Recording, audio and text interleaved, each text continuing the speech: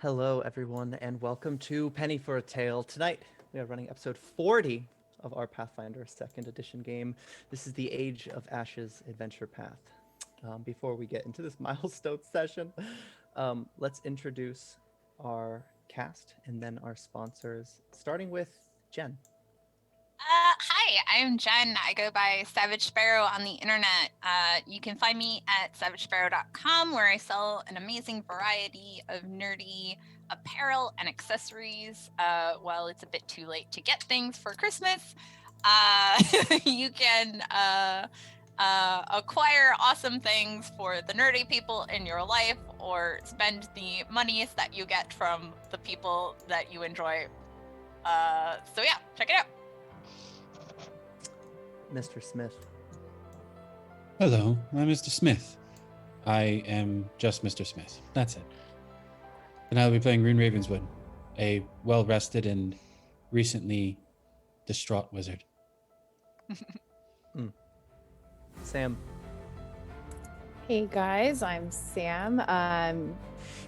That's about it. I'm gonna play two characters tonight, Aghi and Ava, also known as Poppy, so that should be interesting. Daniel.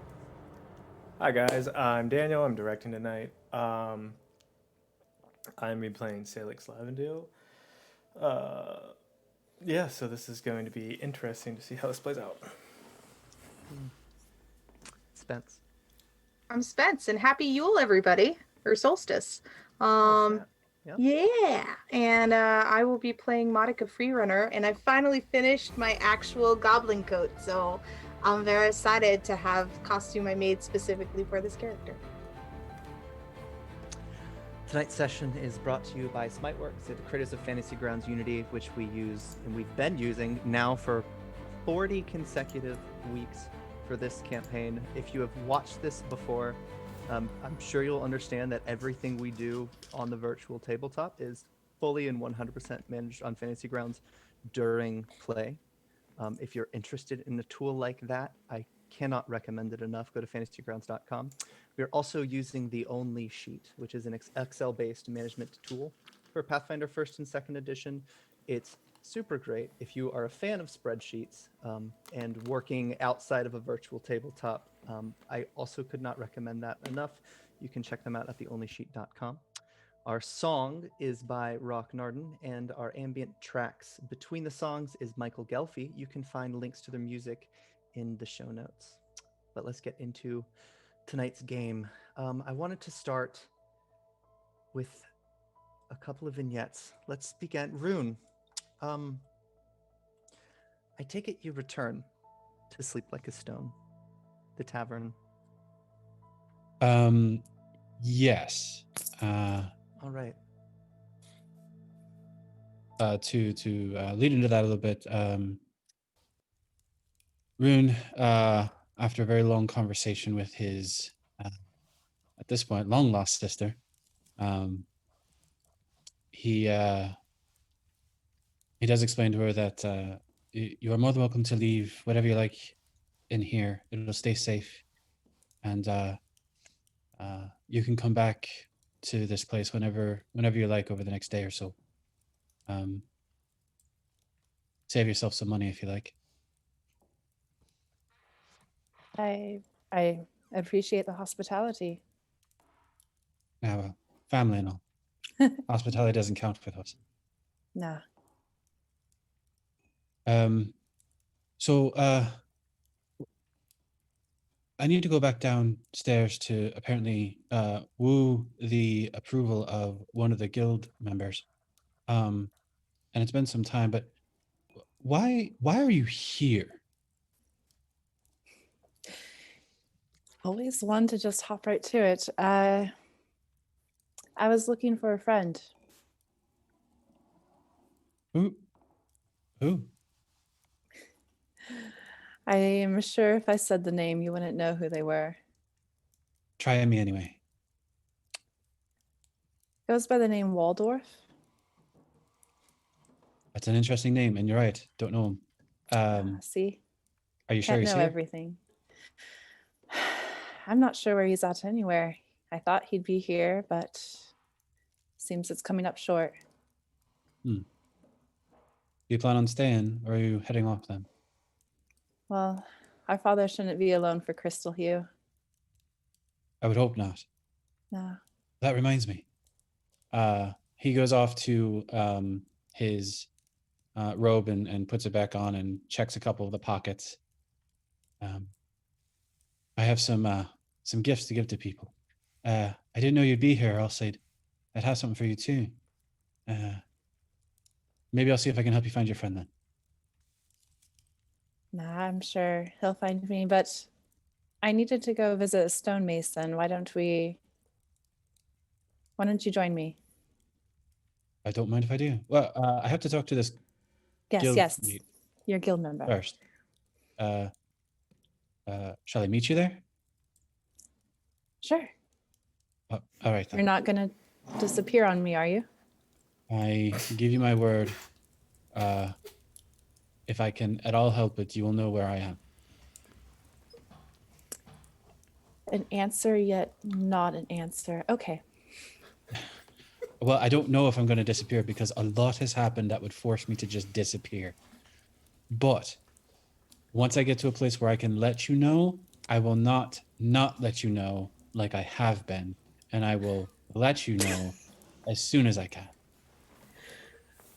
Ava just has to stand there and think that through for a moment and make sure she understood everything he said, but she'll nod. He gives her a quick hug, and he raps on the door a few times, and it opens up back out into the balcony way or the hallway of the inn. My lady. Okay. Sister. Little Don't. angel, sister, your choice. Fine. I'll see you soon. Right Try then. not to disappear. I give you my word. Right. She'll go off. She wants to find a stonemason. And Rune will head downstairs looking for the Vesperin. Oh, downstairs. All right, so Vesperin, Yes. go to you then. Rune, how long do you think you were gone? I mean, in fairness, the whole thing maybe took hour and a half, maybe. Yeah. Vesperin, what's your strategy in the 90-minute term for trying to win over Colorin? So basically, so first of all, like she would be trying to, you know, like she'd just be drinking with him casually and trying to like just understand and get to know him better. What does his guild do? What are his driving interests? What, is there a reason he is distrustful of outsiders outside of just because that's what tradition says? And if she can pick up anything about the current situation in Koplar. Yeah. Well, if you would like, you can make a check. I think you did discover through your conversation, if you're trying to win him over, he is the guild master of the Stonemason Guild. His title is Mountain Heart, but a crafting check, a society check, or for your personal flair, you can make an intimidation check, because he seems that kind of person that could be subtly intimidated. All right.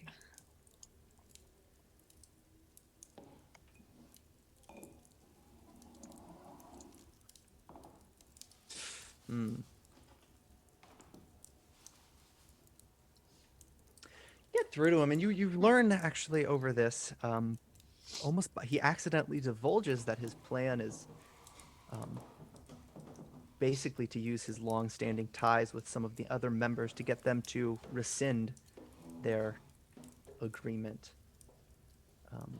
You have a feeling the leader of the Guild of Faith, maybe Guild of Arms, possibly Guild of Finery, just be turning against the party last minute. He's just playing to their suspicions. But before you could really figure out his motive or what's really going on here, Rune does arrive.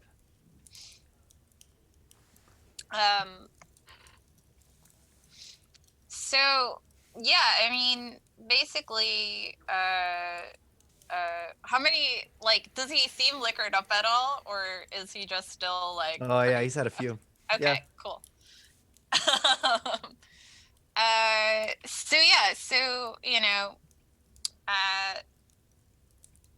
so at this point we've been going back and forth, yeah, and Aye. you know, I'm gonna be straight with you and call it as I see it, because we've gotten to know each other a bit, and you seem like the kind of guy that responds well to the straight talk. Am I right?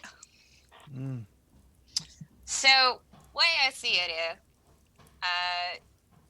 you lot are in a town surrounded by enemies, right? Like, there's dead things, there's fucking monsters in the lake.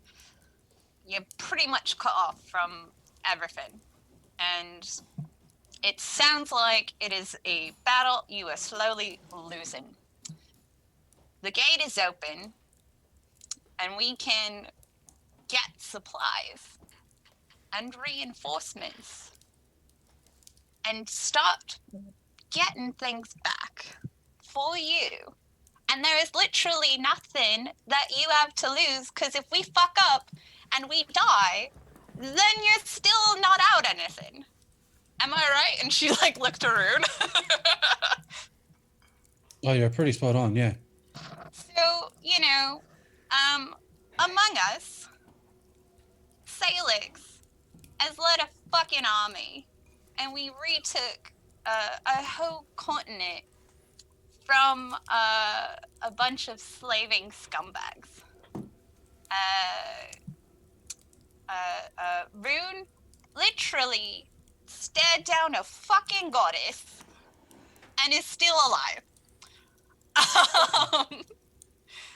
That's a fair point, yeah.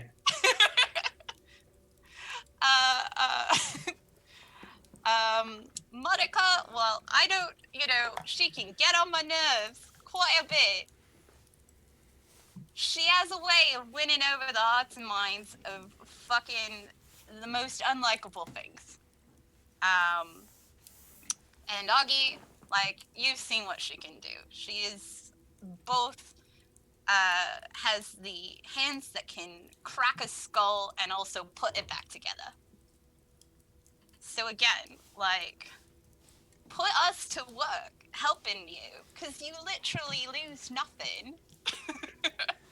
Aye, but when you awaken the beast that is sleeping Sagarak, you ready for what comes next? A beast, you say? Sounds like fun. Kovlar seeks not to prosper. We built our walls, maintain them. We're just little Kovlar.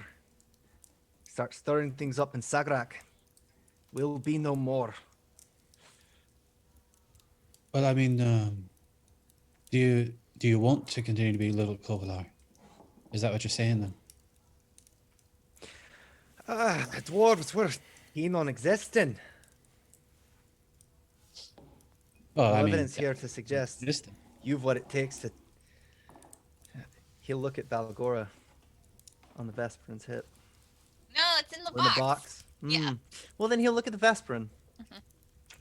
But he'll look for Balgora, so to speak.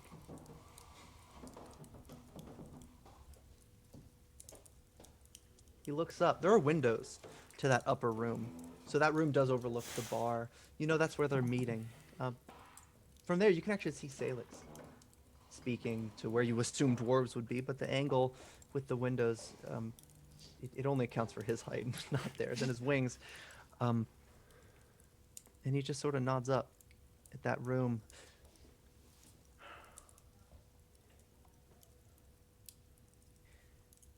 Guild of Arms. You could ask him. Perhaps he could tell you about that bloody dagger. Well, don't worry. Plan on asking a lot of questions about that bloody dagger. What I'm more concerned about, though, is your concerned, mate. If you're looking to eke out an existence here, and that's all you want is to eke out your existence, that's one thing. I can assure you, we had no intention of stirring up any trouble in whatever city that was over there. We just happened to come upon this place. No more, no less. But while we're here, we'd like to try and help if we can. Exactly. Like, there's existing, and then there's living, right? He tries to process that, tries to find the meaning of it. Maybe it's weird translated in Dwarven. There's not a huge difference between living and existing for people who have 20-hour workdays, but the sound of a scooting stool will interrupt your speech. He stumbles more than he did coming into it. You can tell he's quite drunk already. We're only at the second forge hour of the day, but as he does, he says, my concerns are of that my peers. I'll be last if they don't change their minds. Hey. So if they back us, so will you? Is that what you're saying? If you've 9 sigils, you've a 10th. So yes. Thank you very much, sir. It's very kind of you. Yeah, good on ya. And she would sort of like help steady him, but like not, overtly make it so she's helping. Excellent job. Well, where are you two headed then? Good job, Vesperin. Making friends and influencing people is what I do. Clearly a specialty.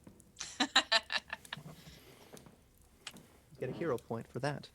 Oh, well, thank you. If you guys decide to head up the stairs,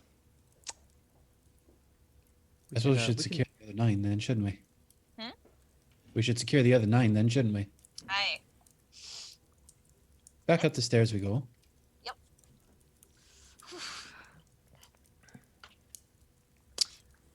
She would also, as they're walking up, sort of mention to Rune about what she gleaned from the conversation about how he was trying to play on the suspicions of, who is it again? Guild of Faith?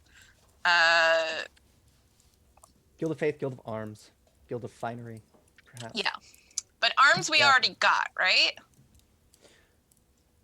Yeah, but he made it sound like they might change their mind. Okay. Yeah. So she would mention that to him. Sounds like he's just being obstinate to be obstinate. I get the feeling that again, there's obviously they're not used to having bloody outsiders, but when you're living on the edge all the time, having things to blame to keep people in line tends to be par for the course, yeah? Fair point. It's going to be a tightrope. Before we get to what transpires in that meeting room, Monica, you've been speaking with High Psychic,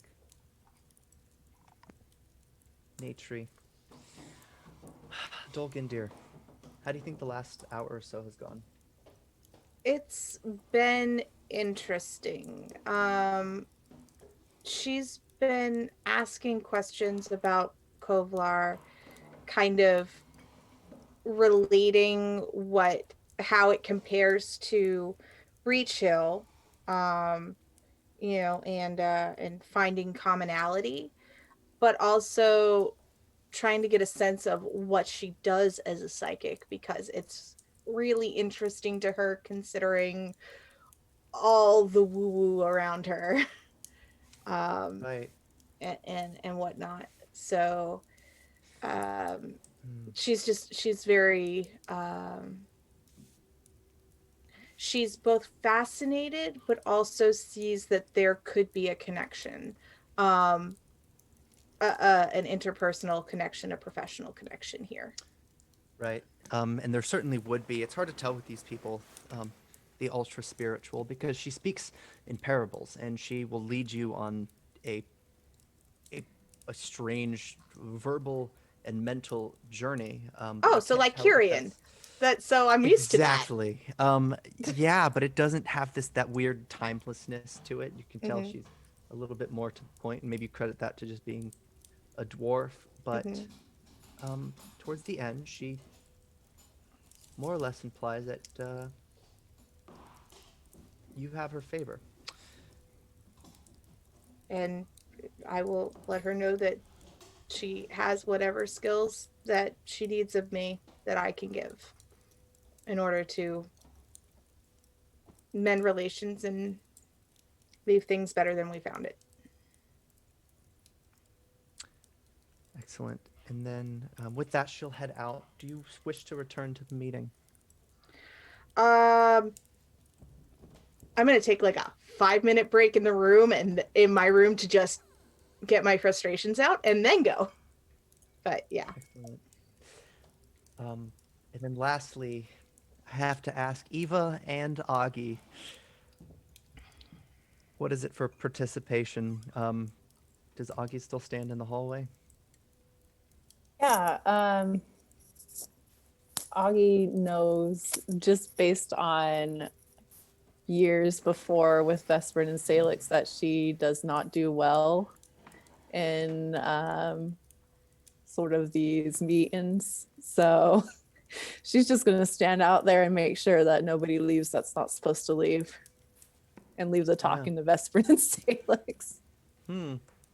Now, minutes became more minutes. Yeah. So we're talking about scores. Is there anything that you did when you reached this like hour mark of waiting here? No, she's pretty good at waiting. Sometimes no, she's not. She's probably watching the dwarf of the arms. And anyone else that Salix is talking to see like just if they're getting antsy, but she also just kind of wants to like challenge him to an arm wrestling match. So That's so wholesome. that's about Augie's internal monologue right now. Yeah, I'm glad you can keep yourself entertained there. All right, Monica, enter whenever you would like. But Salix, Me.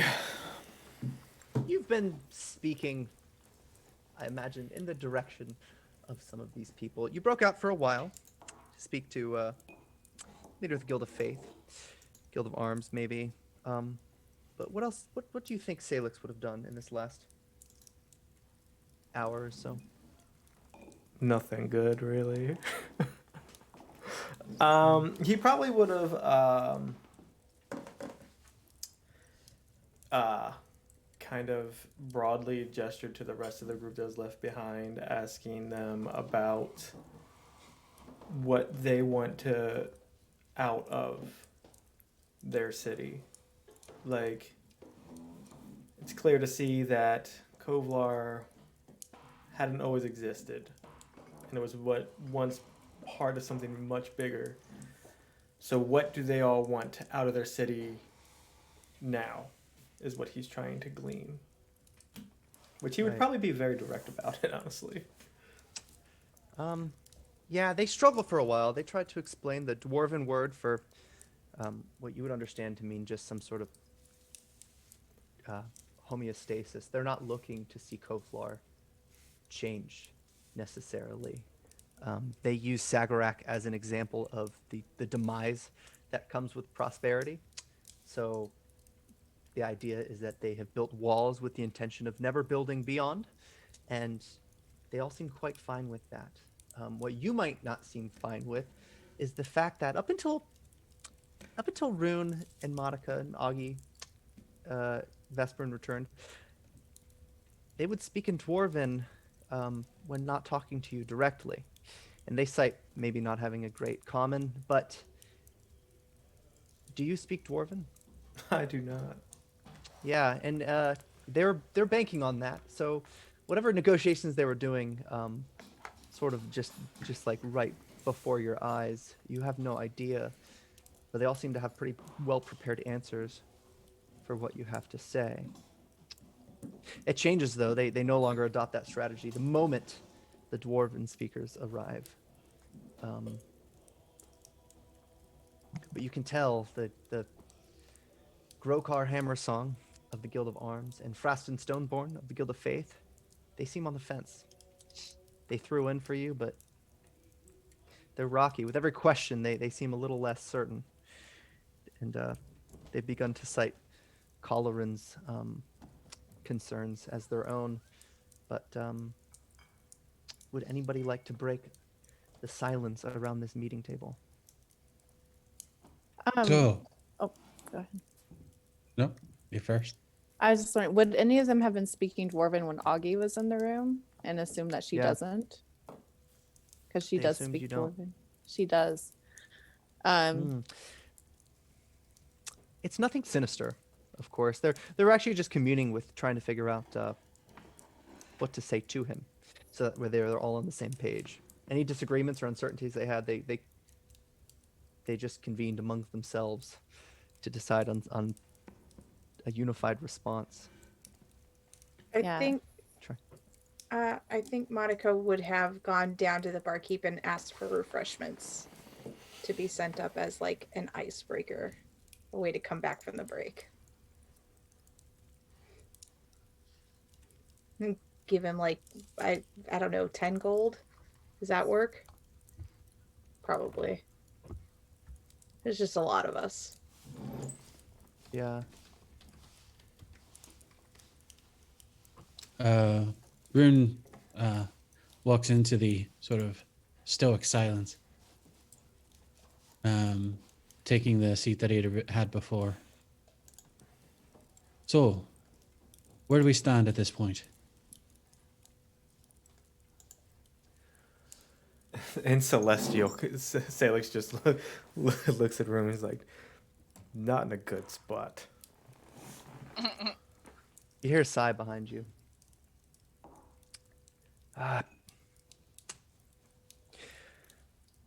Trust takes time. It's Fraston, Stoneborn, of the Guild of Faith. Oh, Faith fucking takes time. course. You're right. I'm not expecting you to trust us. My hope is, however, we can earn that trust, but in order to do so, we apparently need your approval to be here and to work with you. Now, from what I understand, at any point in time you can rescind this approval, right? So that would mean there's no harm to any of you in attempting to work with us now, with the hopes that we can help you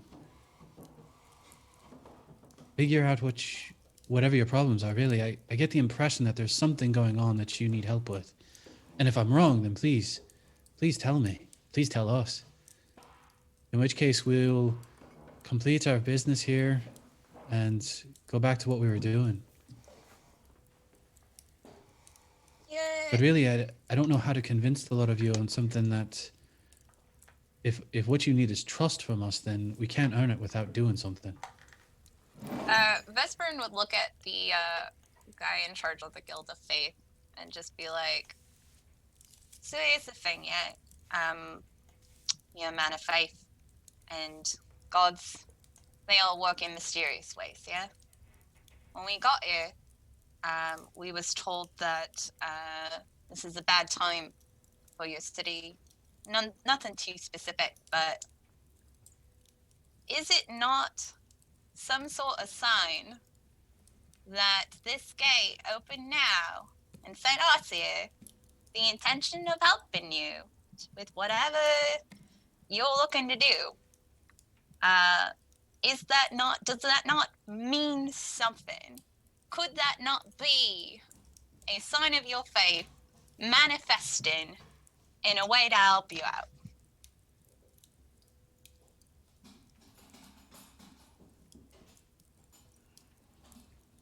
I'm not big on faith, but I understand duty.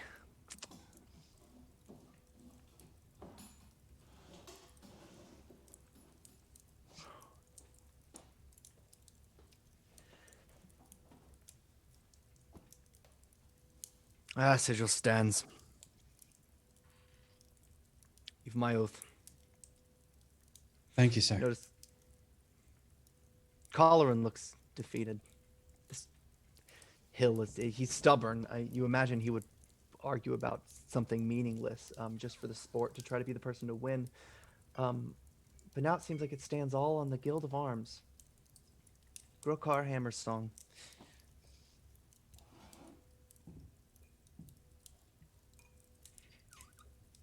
Rune just looks at the sturdy dwarf.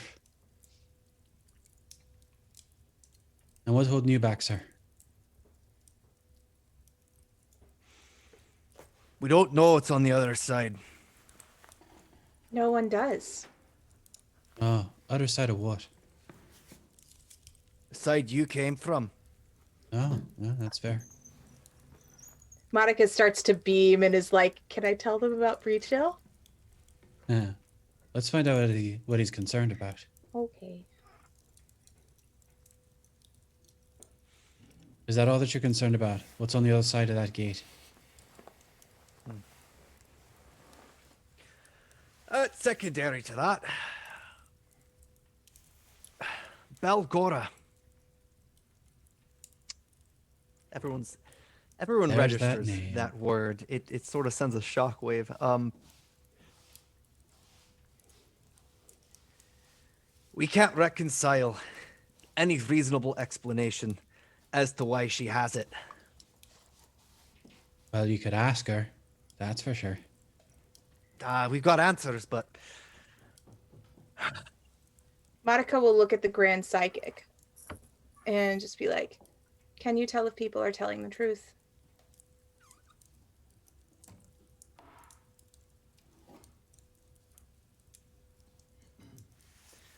she just looks across the table to Monica. It would take a year to explain why that question is unanswerable. All right. Also, not for nothing, but if we can't take each other at our word and have that bond between us, if we need to depend on parlor tricks and magic and everything, then the foundation isn't good.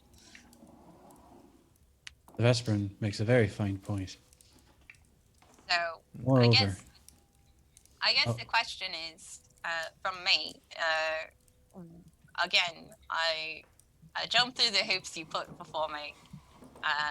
So what else is it gonna take? Because I don't have any other answer other than the ones I gave you.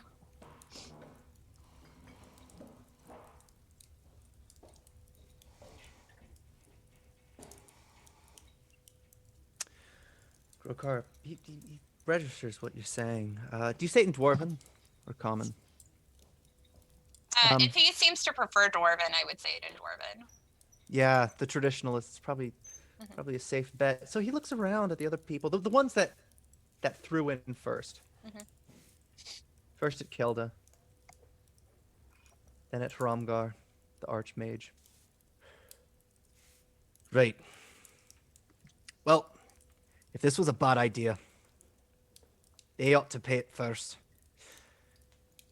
I'm in if they visit this Breach Hill. that's fair. Done?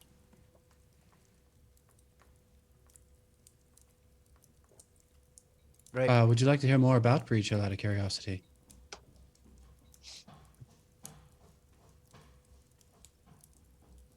Why not? Breach Hill is fairly similar in the desire to stay as it is, as Kovlar. It's a small community. We have people of all different races who come and seek to make a living in this remote little area. It's become home for the wayward, and not unpleasant one at that. I've spent many years there tending bar at the Cadence Keg, and helping out the council. The council is represented by people who are elected every few years, and it's a community where there's room for just about anyone. And it's not perfect, obviously, but it's perfect enough.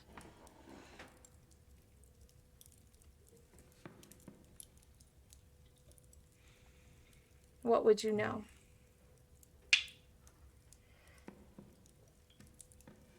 Right. Well, we haven't had efficient trade in quite some time. Aside from the occasional import, our diet consists of fungus and more fungus. If you could set up supply between this place, out the wall, across to this breach hill, you'd be doing us a favor. Well, we have surviving on fungus alone. I can't.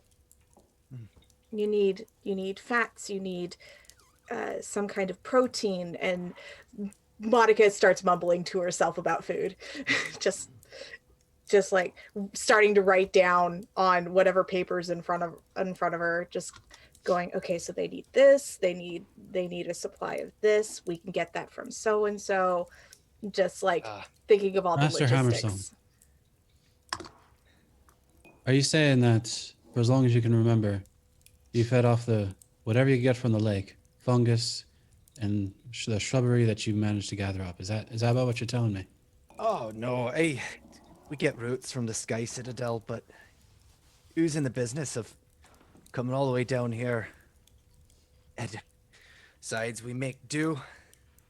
The creatures outside the walls, they seem to enjoy our meat. Fair. Plenty healthy. I was gonna offer up our compatriot here, Monica, is a fine cook. Could probably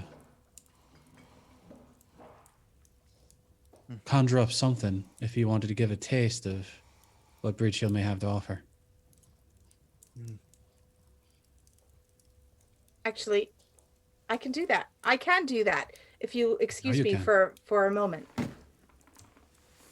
I run to my room. I grab my bag with all of our foodstuffs that I packed, and come back and like put together the cured meats and vegetables that I had prepared for the journey, since we could apparently get back in 2 days, and just like make a charcuterie of stuff, cheeses and some dried fruits and all that, and just please. Well, Monica had run off. Rune will look at them. So, I'm not sure if you lot have heard of a holiday up top called Crystalhue. Is it familiar down here? Oh, elven kind. No, it's Sailix looks that's up not for like, us. Right.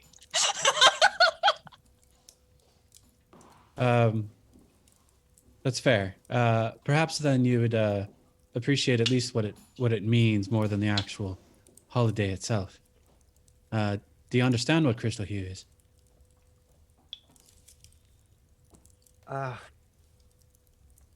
The last one to speak was Grokar Hammersong, but he defers to someone more intelligent than he. So immediately he looks for the Archmage, who just gives a deep nod.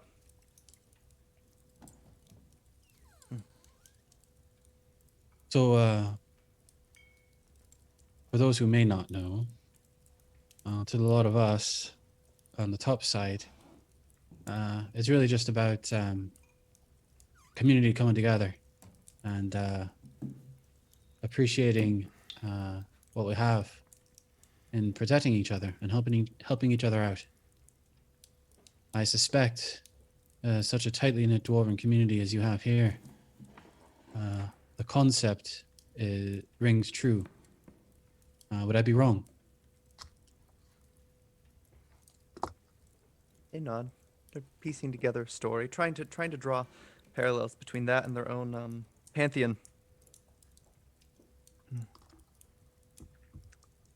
Hey, If it would be to your liking, and if our compatriot Monica is up for the task, which I feel she probably will be, we'd like to offer you a bit of a Crystalhue feast, if at all possible.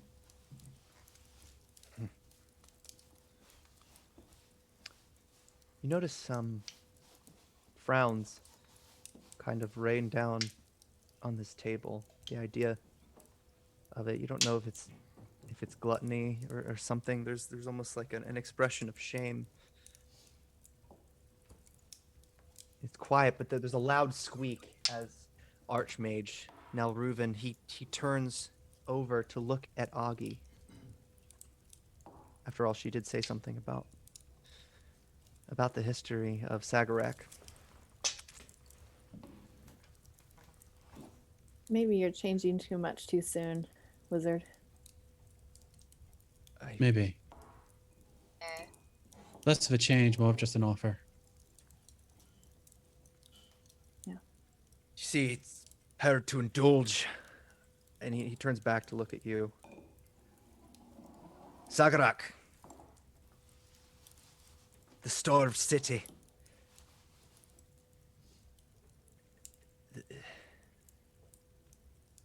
Terrible. I apologize for insulting you lot, if I did. It was not my intention. Simply wanting to thank you for allowing us to stay here and meeting with us, at the very least. And if we can help you, and we can create a pathway back to Breach Hill that helps provide the city what it needs, I'd like to think that's a good step forward. Yeah. Please don't see my offer as an unearned gift. Fact of the matter is, this entire community has survived down here for I can't even imagine how long. By the sound of it, you don't have much connection to other dwarves, let alone anyone else outside of here.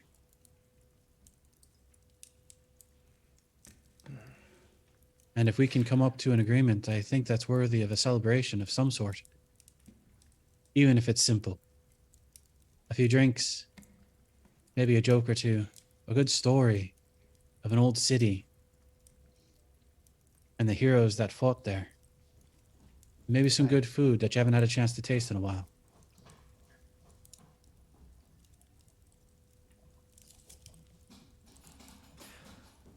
Oh, the real question.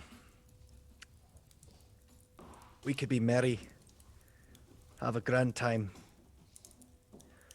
But if we awake the giant, that is the armies of Sagarak, the starved city. Who of you will be leading the charge? I would hazard a guess that all of us would stand up front and happily take on a good fight.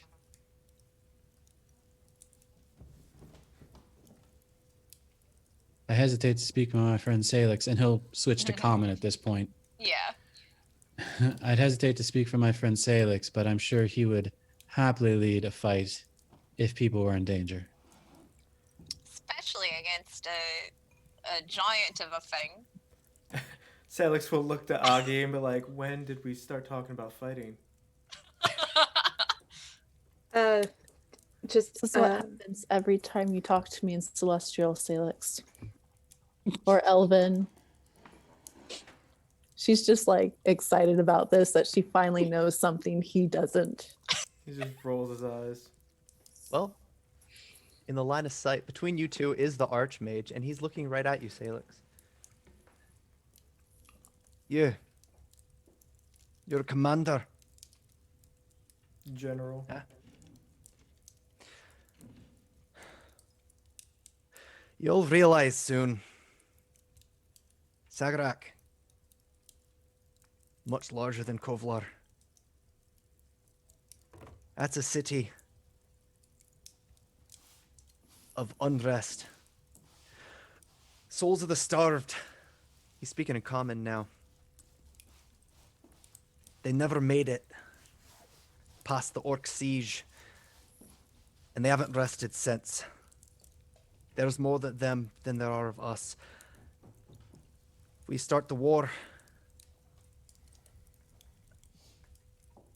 will you be there for it?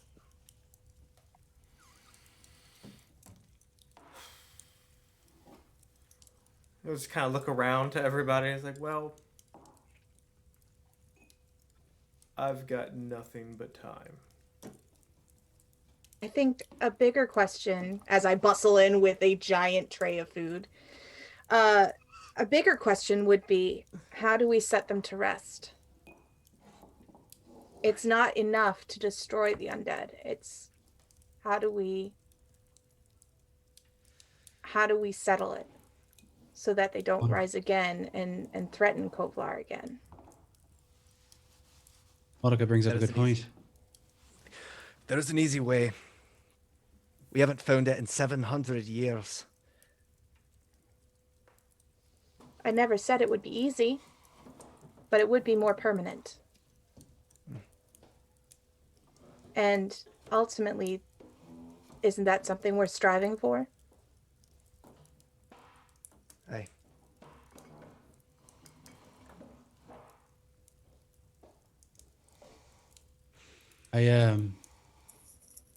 The city that we passed through, I'm not gonna lie, the curiosity of a wizard, it piques my interest. I would definitely like to know more about it, but if at all possible, I'd like to save that conversation for maybe tomorrow, if at all possible. Aye. There are two key questions that the Unforgotten here and you lot have to try and answer. One is that city. The second one is Balgora, Aftershock. both of which seem very weighty topics.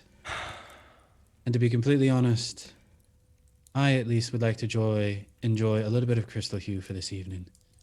And if it's all the same to you lot, if you agree to allow us to help you, and we have all of your blessings, I'd like to at least have a drink with the lot of you as a thank you. Does that seem amicable?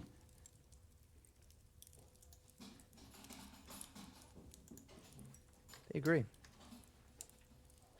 They turn in. None of them seem ready to answer the Balgora question. But if you were to press later, it's not like they're necessarily hiding anything, because they did bring it up right away. But they begin to stand. Us don't need to leave here. We can have the drinks delivered, can't we? They just look around, and the Archmage, for one, is scanning for something remotely interesting left in this room. They've already been in here for 2 hours. People have already begun to disperse a bit. Can I get any of you a drink? Pulls out another bottle of my whiskey. And you notice, like, a lot of them, they're trying to Yeah. find a reason to deny it for the opportunity to get something done today. Not even midday for them, but Between the five of us, you have a warrior of great renown, a cook and chef and caretaker of the highest caliber, an orc whose stories I can assure you would astound even the most strongest of warriors. And we have the Vesperin, which I can no Problem longer solver. explain other than the Vesperin. Problem solver. Sure, problem solver. And myself, It's an elven, more like starter. She And then just there's very myself. like. I will talk about anything from magic to religion to the occult, to nature, to the dwarven society and history, to politics. You name it, my friends. We can have all of the success here in trying to build a relationship between you and Breach Hill. And that is something productive. And moreover, we can do it over drinks.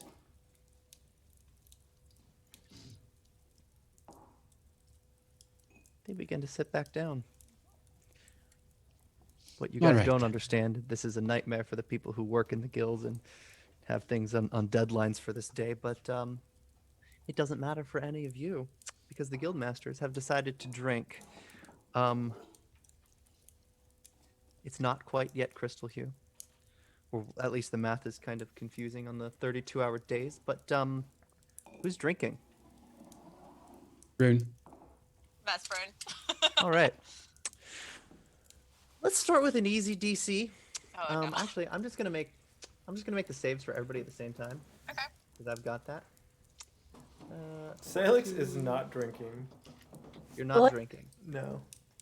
Augie Salix wouldn't doesn't want to either. murder people. All right, I got There's no chickens underground. success, success, success, success, success. First drink, easy. I'm only drinking until I like very lightly because I'm also I would assume that I'm working with the tavern keeper as politely as possible and giving the I know this is your kitchen. I've been asked to do a meal. I would like to work with you on it. Yeah. Do you want to do like a craft check? Survival would work if you're trying to cook, but barring anything crazy, it should be a pretty easy DC.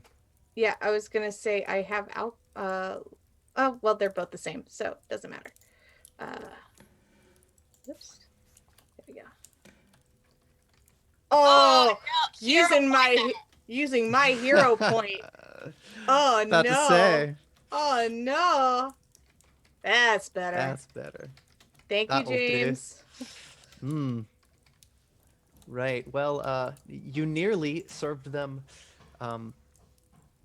fungal, these small, they sort of look like truffles almost, but your intuition got the better of you, and you'll later realize that they're actually earplugs because this place has a reputation for the dwarven snorers. It has the nickname Sleep by the Anvil rather than Sleep Like a Stone for the fact that these dwarves literally shake the building at night. But you avoid that, and the drinks are flowing. If you wish to partake, we're doing another round. I'll skip this Oh. round. Yes. Let's do it. Critical success. Oh yeah. That's a failure rune. No, that's fine. I can handle Oh the no. emotion. Rune Okay. starts taking clothes off and dancing on the He's table. starting to. Salix, Not yeah. yet. Salix is pointedly looking at him because he's already like tipsy when he walked in, and he's like just like a stern parent look. For what it's worth, Rune will attempt to be calling upon his deity to protect him from the rest of this with little guidance for the next set of saves. That's pretty smart. How about Poppy? Might have had some things to tend to there, right?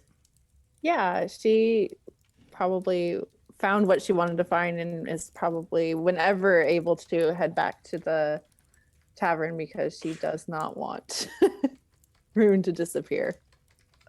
He has not disappeared, but in the short time that you've been doing your business, he's quite drunk. So, but as you arrive, I don't think everybody knows you, Poppy. Nope. Hmm. Only Passing by Vesprin, I a believe. strange half orc that you probably won't speak to. A room full of dwarves, none you recognize. Rune at the head table. And then the others, the elves. The others, the Little elves. The halfling. halfling. Halfling running back and forth with food. I feel like when Poppy comes in the room, Vesprin would get up to like, sort of like not sit next to Rude, but like she puts an arm around him, like especially Yeah. since he's a little more drunk. Right, right. Like, Sailix is like, yeah. So Rune, you gonna introduce everyone? Everyone to this Ooh.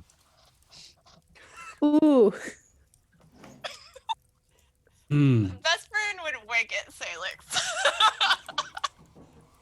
He's already forgotten me. hello there, Ava. How are you?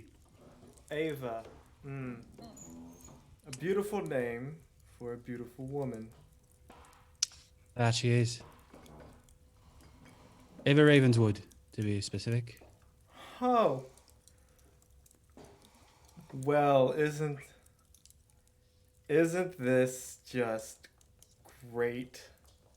Isn't it though? Salix leans forward onto I'm the scared. table and he grabs a I cup feel and he takes a drink and he's like, "This is the best Crystalhue ever." I feel poor decisions are about to be made. I feel like Ava's like taking a step back. Like I should not have come into this room. Monica will be coming up right behind her and go, "Don't worry, he's a big old flirt. He won't hurt you, I promise." Also, hi, I'm Monica. That's the worst lie you could tell. Yeah, trying to calm her down. God damn it.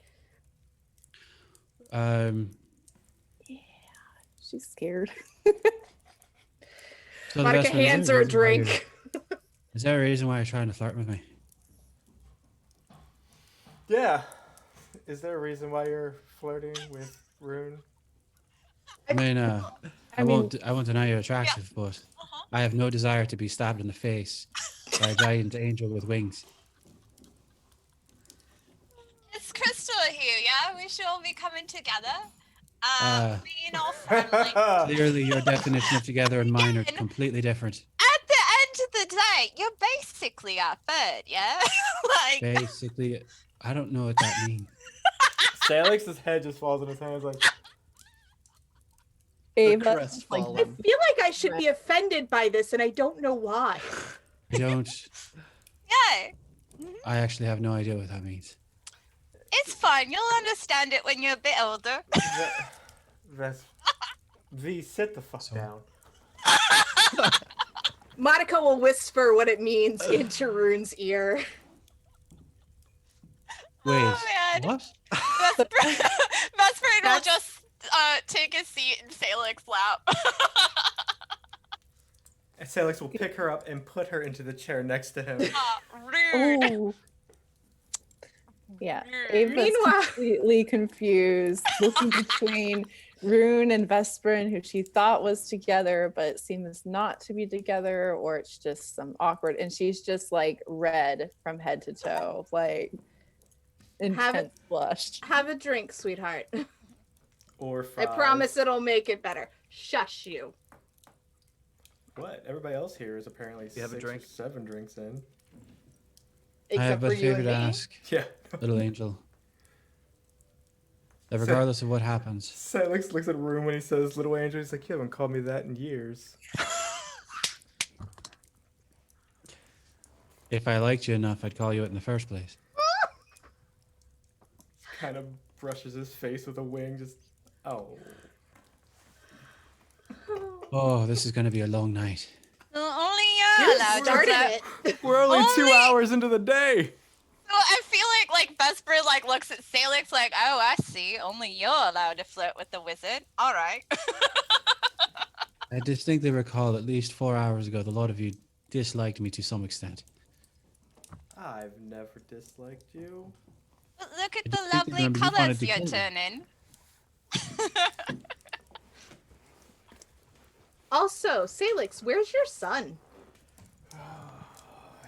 He'll drink. Filling up. He'll take another long drink at that question.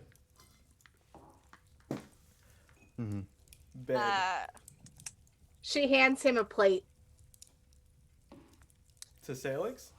Yeah, What is this for? your son. And he'll slide it back. He's like, if he's hungry, he's got 2 legs and a heartbeat, and he knows how to feed himself. Why are we all in this room right now? So there was an agreement had between the lot of us, the Unforgotten, and these fine dwarven people. Unforgotten. And I had what I thought was a fairly smart idea to have a bit of a celebration and chat. And then my fellow compatriots decided to gang up on me because my sister decided to show up. So now we're... sister. Should I not have come, Rune? Oh, no, you're more than welcome. You can come whenever you like. Or twice.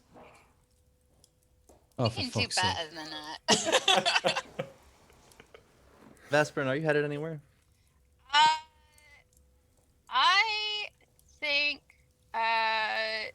actually, she would have a quiet moment with Aghi, and Sam, I will PM you what she whispers.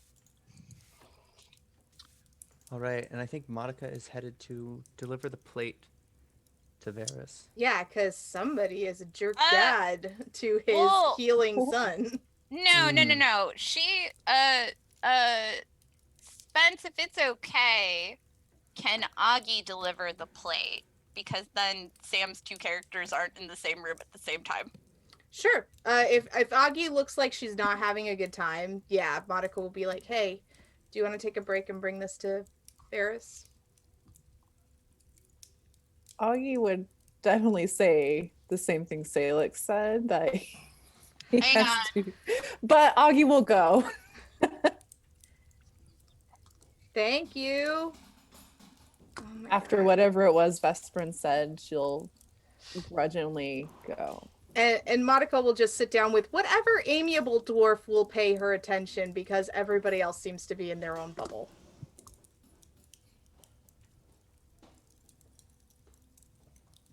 So, Ava, would you like a drink? Or not your thing? Well, I'm just wondering, why shouldn't everyone be with their families right now? Well, there's a family that's already here. That is true. That would be the Vesperin, Sailix, and Aghi that just left. You're the only family I have down here, so there's the 2 of us. I do see the Unforgotten as a bit of an extended family for me. They've done right by me. Aside from all the poking and prodding they like to do, they're good people. Monica is a bit on her own, unfortunately. Hopefully she'll find some comfort with her friends here.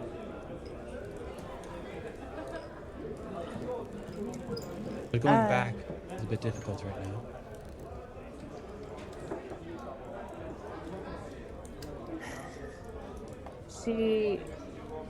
This was not at all what she was expecting to be in on, and so she's a little taken aback, but she'll actually reach into her pocket and pass you like this little roughly hewn raven rock that she had gone to the stonemason to sort of procure. She's like, well, I guess you're right, we're here together as a family, so happy Crystalhue. Oh, what is this? It's the trinket. I got one for you and all your companions, but I feel like probably silly considering how they are.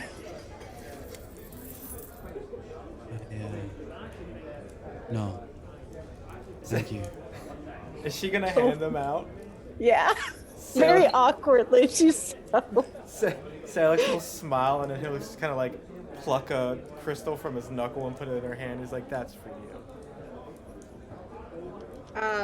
What kind of trinket is it?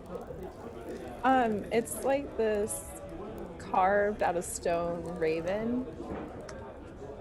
So Monica will actually be really touched by this and be like, "This is very kind. Thank you. I hope you like the food. Very impromptu, but it's something. And I'm sorry if we scare you or anything. It's just been a while since I've been around a bunch of folks that are loud, but my classmates were a bit like this. Do you have any questions about your brother that you don't feel like you want to ask him?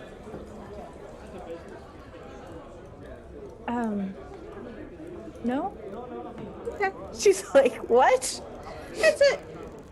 I have brothers, and sometimes it's easier to ask a third party about things that you may not be able to ask the person face to face. But that's me just projecting. So please don't take it to any mind. And I'm glad you're here.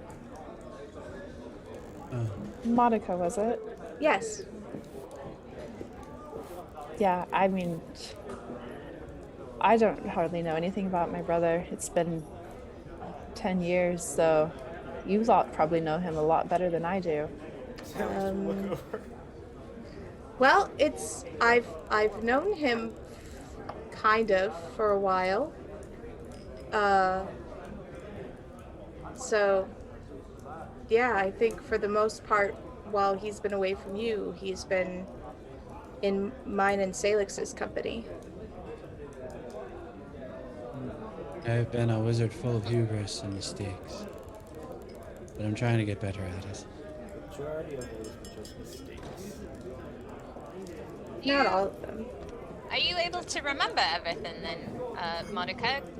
I happen to take a lot of letters, and now they all make sense thanks to the intervention of you all telling me what the hell was going on with my brain. So I don't remember firsthand, but I have information to fill the gaps. Ava, I clearly was not expecting to see you. And to be honest, our conversation earlier was more of a gift than I could have ever asked for. But maybe I have a little something that will, or a couple of somethings that will help you get by in your travels. He puts his hand out, calling his staff to it, and along his staff, his fingers will feel long and pluck out two little sticks or little wands that were set into the staff itself. Here, take these. Use them once a day. Well, this one, he holds up one of them. It's a bit of a crystalline blue in color, and at the base of it is an etching of a suit of armor.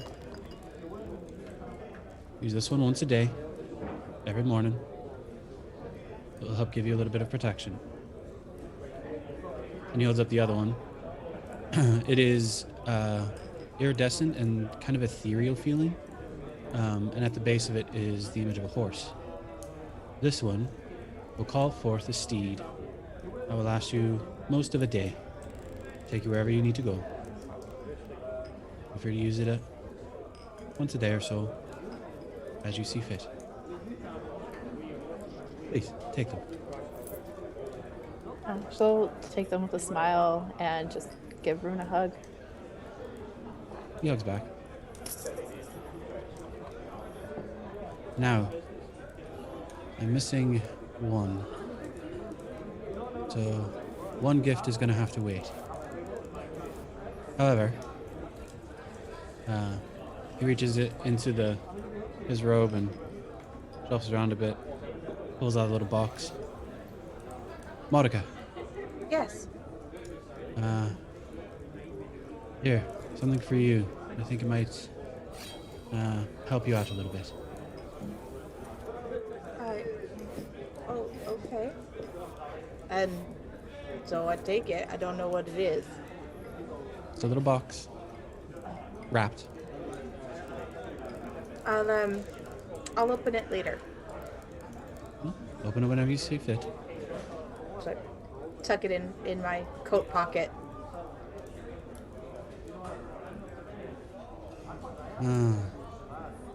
Sailix.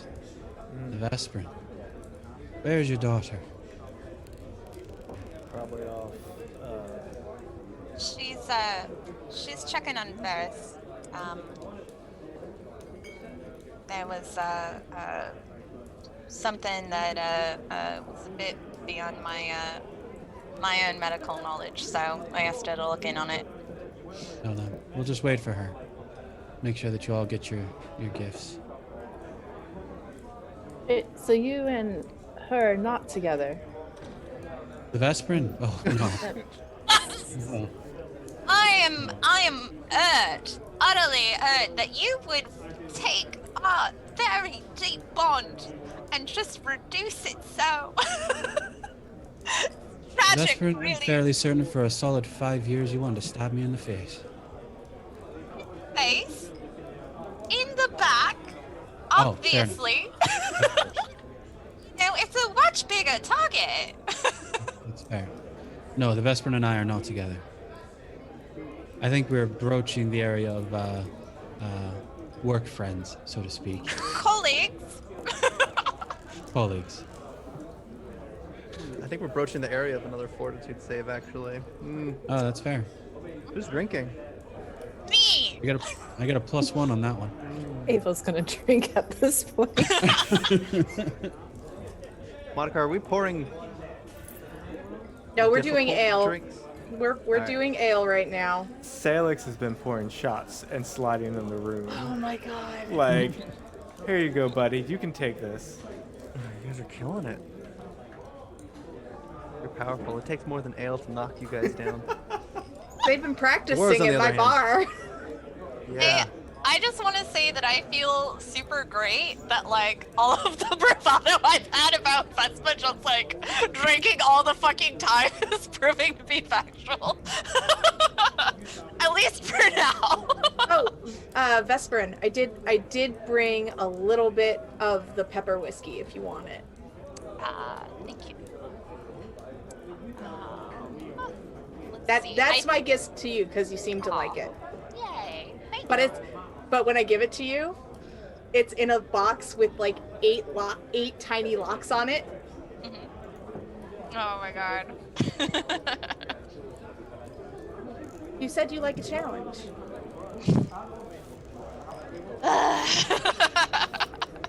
And then I take out another small bottle that's just a bottle. Oh man. That's fine. When does Aghi return? She takes a little bit longer than just delivering food. But we'll probably go back after a while. Did she murder Ferris? All right, and what do you do when you return? Mercy. You can't. She will try and pull Vesperin aside Okay. and just kind of whisper to her, a lot more serious than when she had left. But yeah, I can just say it. She'll just like Yeah, Sailix. Let's do a perception check for Sailix real quick. yeah.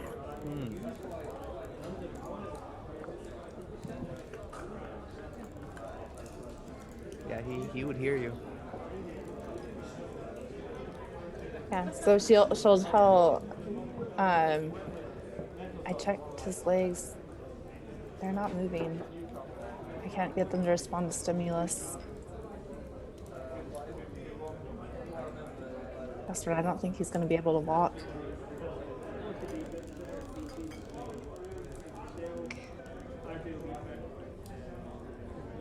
So like all of the like So I feel like it's one of those things where for just a moment, like on her face, you just see like the weight of all of that like on it before she like remasks up and is just like, okay,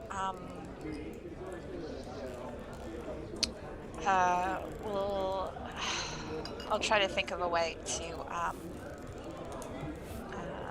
get him to see him privately, because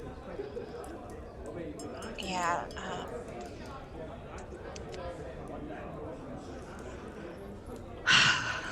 I tried the gloves. I tried everything. It's I know. Thank you.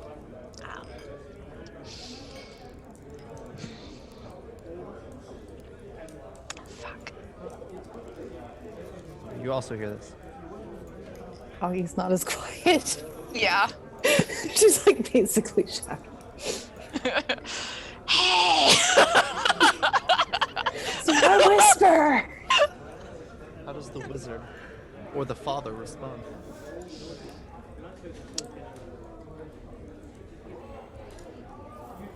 Bruno just looks at Sailix.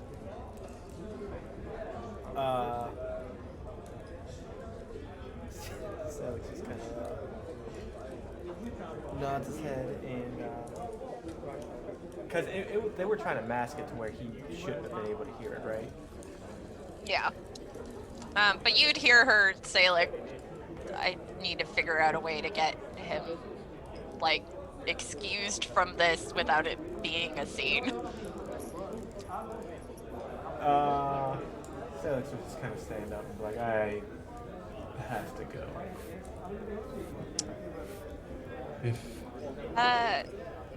Sailix, if I can have a moment, outside.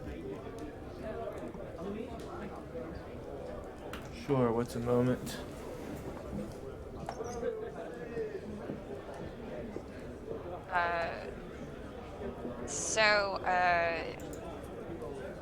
Assuming we get outside and everything, like away from everybody, she'd be like, so, there's something you should know.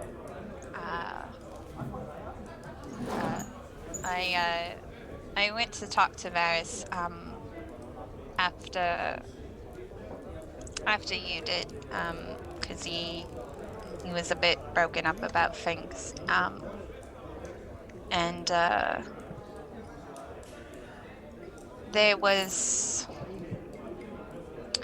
he was having some trouble getting his legs to move, and I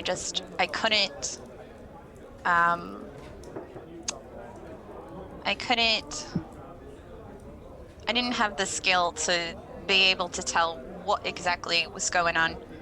So I asked Aghi to look, and she doesn't think he'll be able to walk again. And she would, take Sailix by the hand and just be like, listen, He shadow steps away. oh my god. She would run down the hall to the room.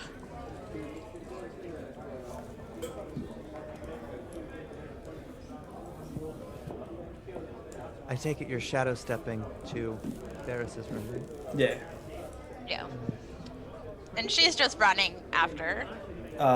As he gets on the other side of the door, he grabs the handle with his Regathiel blessed hand and melts the lock together. Ooh. Okay.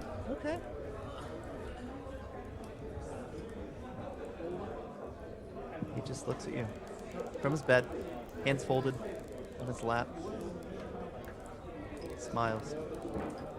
But observing what you're doing, he almost wonders for a second if this is the last time he smiles at anybody. Are you sword in hand, or just imposing in every other way except for a drawn weapon to appear here and lock the door behind you? Yeah, no, it's Sailix doesn't respond to those kind of things. Everybody knows that. Yeah. Yeah. But no, he doesn't have his weapon drawn. He just Okay. didn't want to be interrupted. Yep.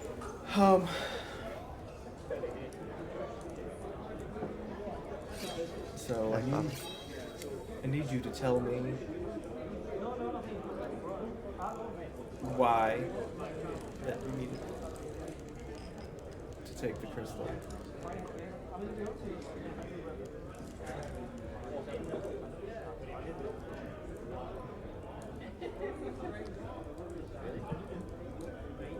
Did you question the story of your grandparents? Sailix? Your parents. My father is an herbalist. Never did anything with his life.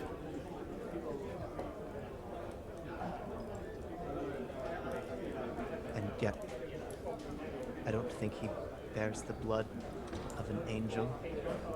So what of your mother? She died in childbirth.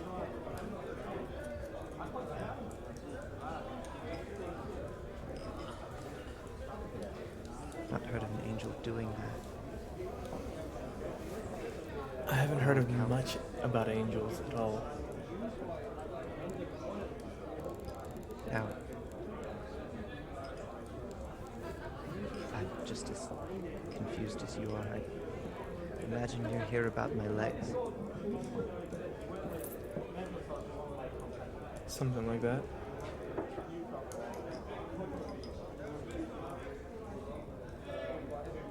Have some miracle cure for me, Father, or am I to be this way? I don't come bearing miracle cures. All I have is the truth. And that you probably won't walk again.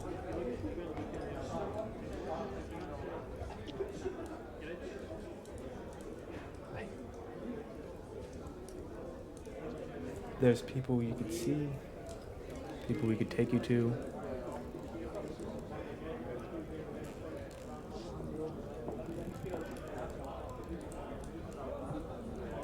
Would you like to know what I saw, Father?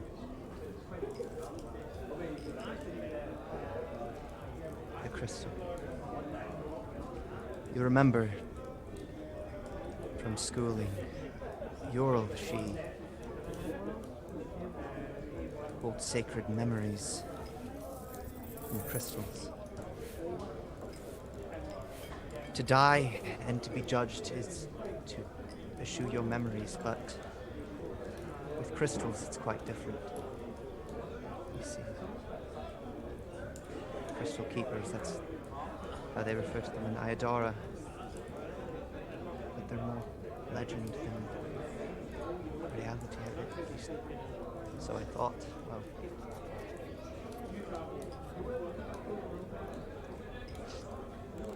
why don't you touch the crystal?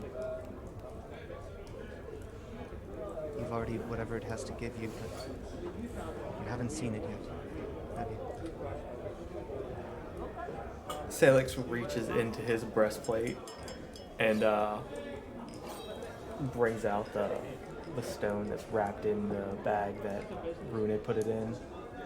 And he opens the top and just kind of looks inside for a moment.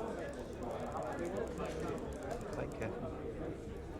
As you peer in, you see it's sort of like a grove on the inside, except strange shadows circle each object coming out of the ground, sort of like light sources are just moving in an elliptical pattern from above. But from your perspective, you can't see it. This is like a crystal ball, and there's a little pond. Nobody in sight, though. Just this small, almost looks like a snowboard. Sailix peers up at Varys and he's like, if that's what you wish, and he'll just drop the stone into his palm. My Varys's or Sailix? Into his palm, like Sailix's palm. So while like he's like moved over, he's closed the distance. He's like closer to him, but still like out of arm's reach. He just kind of tips the bag over. And you make skin fingerprint contact with this thing. Oh, it's some passage of time. You're not certain. It's as if everything that happened before now was a dream, and suddenly you're in this grove. The sources of lights, they were spinning in a strange fashion. You could see shadows and light sources of all hues, and now they've faded. It's just this serene blue. You're at the edge of the water. What do you do? Curse. He's kind of mumbles to himself as he walks along the edge of the water looking around. Looking to the center of the pool, you see someone you haven't seen in quite some time. About your height, jet black hair and wings. Staring at you, it's Zestrix.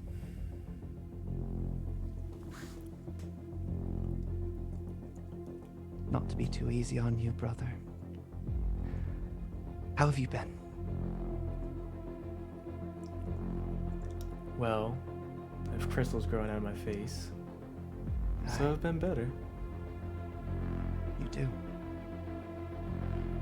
Those are your memories, Sailix. We hold those things sacred. Crystals. At least in our elven blood. But have you stopped? And you notice he's walking on the water. He just sort of moves towards you. No weapon in hand. Bare arms, just wearing a vest.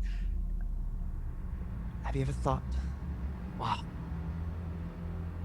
blood of an angel? Didn't seem to take the time.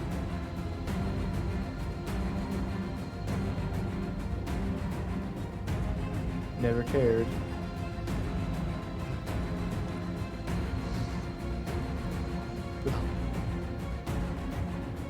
Why are you here? Oh. It's like your nephew said. To die, to be judged is to lose your memories. Crystals would have it a different way. I dodged it. You see. I'm ready to return. For now, this is the best I can do. I refuse to tell you why. But I'd like to keep you in my sight. So what say you hold on to that crystal? Yeah?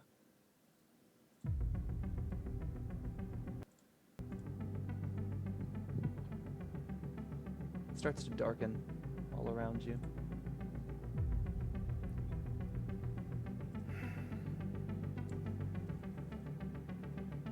Fading out. You can just see his pale skin. Everything else is a silhouette, even the trees in a circle. This will make sense later, Sailix.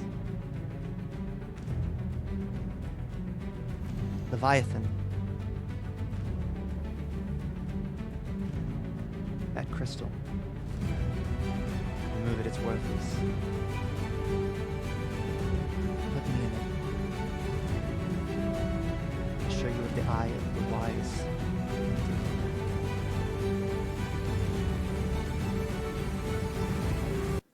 And suddenly you wake up. Am I like laid out on the floor? You are.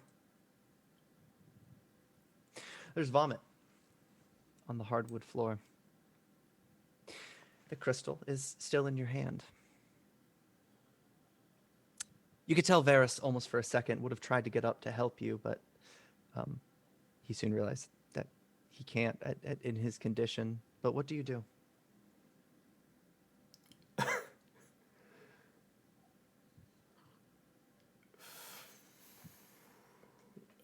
Picks himself back up off the floor after, I guess, just kind of laying there for a moment thinking about whatever the fuck just happened.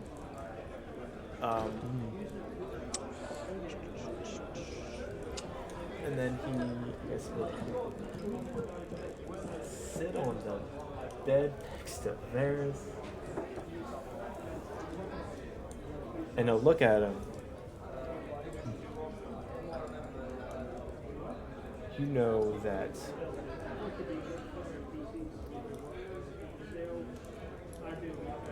we don't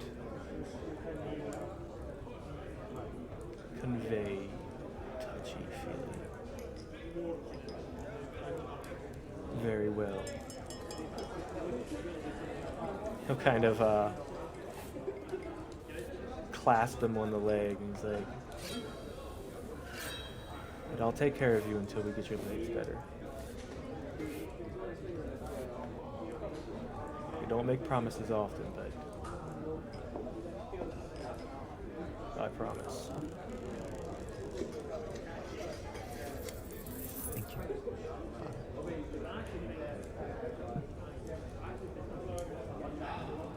Get some rest. I'll have the wizard whip you something up to get you mobile. Vesperin. You have many means to get over to the other side. Would you have done it when you heard Sailix collapse? Oh yeah, 100%. All right. Like, Well then, Sailix, perhaps just by the strange timing of how that unfolded, as you turn, you do realize Vesperin is in the room. Valgora was embedded in the wall. You imagine she's just teleported to it. She might have even used invisibility to let you have that moment with Varys. But Vesper, what do you do?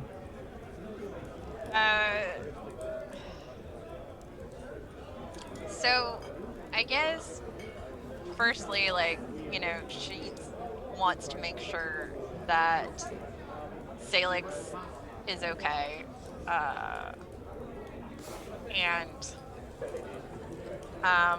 How does Varys look when Sailix says that? Like,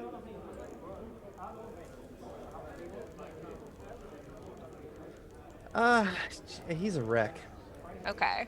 He has no idea. Yeah, he just sort of frowns, but he smiles at you.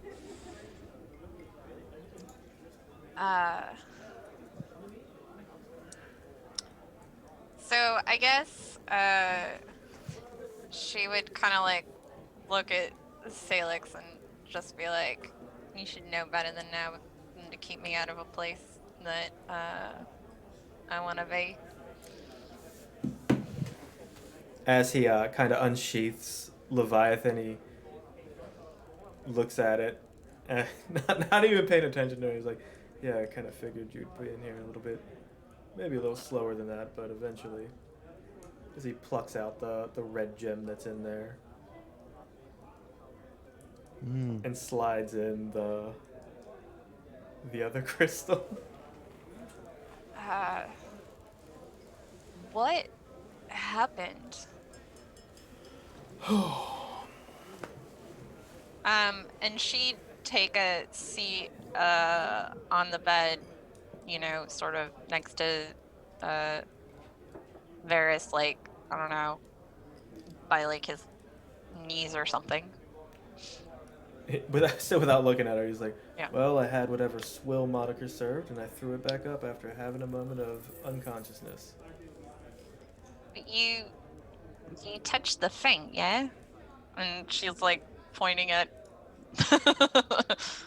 As he's like trying to fit it in there, he kind of like tosses it in there. He's like, "Yeah, I'm still touching it.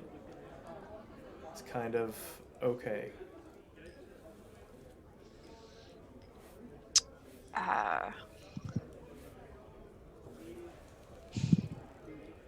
Is it though? Like, again, we've been through a lot. And you always insist on being the one to carry these things by yourself, and especially now. Why are you insisting on it?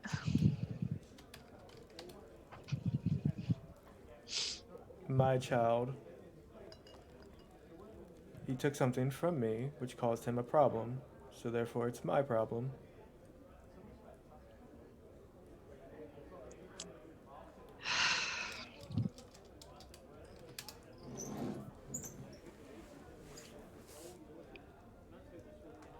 But don't you see how cutting yourself off from him, from us, all of us, creates a whole new set of problems? Sailix stands up and he's like, Varys, I'll be back with that thing later. And then he'll turn and like kind of look at Vesper and be like, I'll handle it.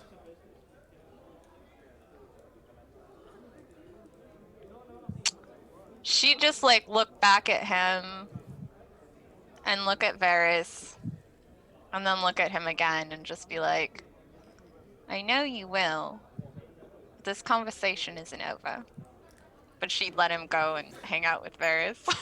Is the door still like gilded Melted? shut? Yeah. Oh, you have no trouble with doors like that. I was wondering like if the knob, because if it is, he's just gonna like grab whatever leverage he has on it and just like kind of rip it open. Pop. Where's Rune? Rune is downstairs with whomever is left around the table.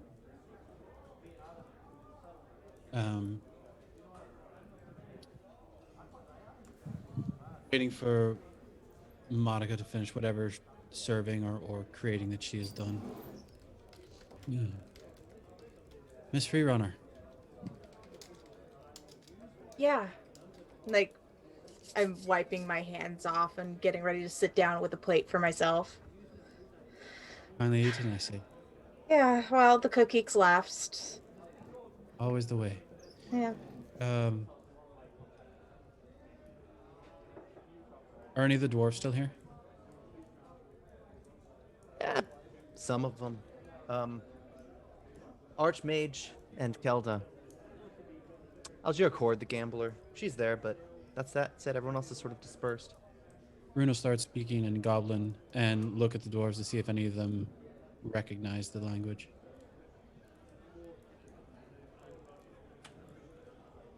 What language? Goblin. Mm. So, when our meeting here first started, you seemed hell-bent on trying to make nice. Finding a place for yourself. Are you still lost? I don't know what you mean. Well, I mean that, I know that you woke up from the dead one day, about 5 years ago, and then, everyone left. That is the understatement of the century. Barely an understatement, pure fact.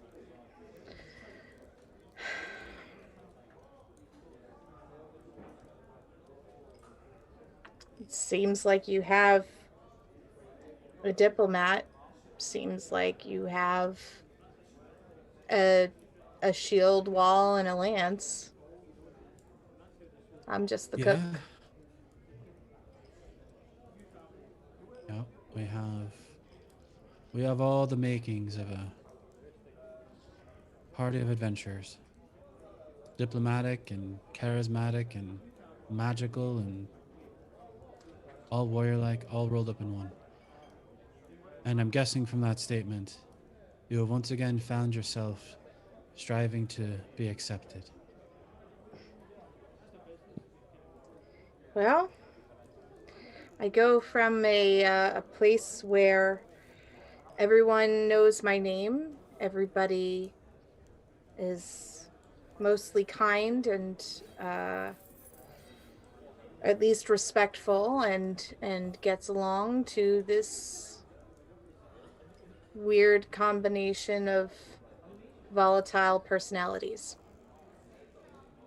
I don't know where my son is, and every Crystalhue gets harder.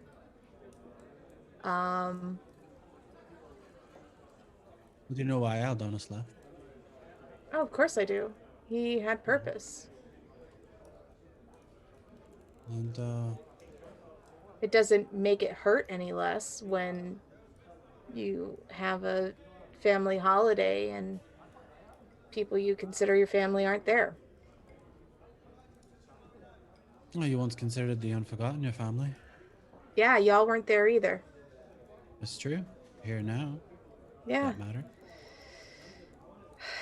That you're speaking to me and spending time with me helps. And she kind of looks at your face for like 30 seconds and then has to slowly look slightly to the left.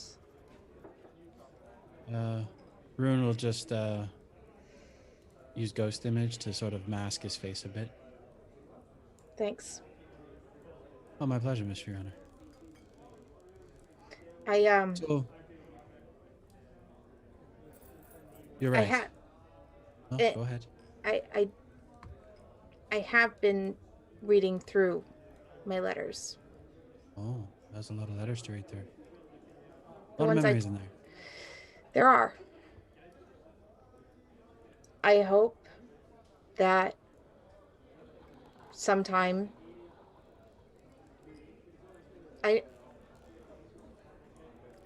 I've almost accepted that I'm not going to get my memories back. But I hope the connection that we used to have is still there. Because I could use a best friend. Oh, Miss Fiona, I can assure you, I have not lost my friendship, even if you've forgotten it. One thing's for sure, I would not have gone everything I went through for no reason. So, Yeah, I wonder about that some days. But then it starts to hurt and make me feel nauseous, so I stop. that's fair. Keep it that way. Yeah. What happened was a choice I made. You are unfortunately feeling a side effect of that, and for that I apologize. It's not fair, and it's not right to be used as a god's tool to punish somebody that I cared about. Oh, the nature of gods. Not for us to deign, as I personally have learned. True. Doesn't stop me from wishing it were otherwise. Of course. Here's the simple fact of it. Do you have things that all of us can do? Yeah. Do we all share skills and techniques of each other? Sure. Fact of the matter is, you're still an Unforgotten. You were there when we started. You helped us build up the Citadel. You took care of that place when everyone else was gone. You can't let the actions that have happened in the most recent past, let alone the last 5 years, flavor how you are with us. I mean, let's face it. If those three can in any way tolerate my presence, I mean, at least we should offer each other a chance to find our way back to the way it used to be, or something like it. As much as I want it to go back to whatever it used to be, it won't. No, not exactly. But we can all still be friends. Oh, well. Fight for each other, protect each other, do our best to care for each other. Well, that's granted. That I know how to do. I just... And don't be away from us. Don't separate yourself from us like you have been, Monica. You stay quiet, you stay in the background. And then something big happens and that proud and leadership part of you comes bursting through. Quiet one day, loud within seconds. There's nothing wrong with that. But we all got to get used to each other again, right? So if you're going to be loud all the time.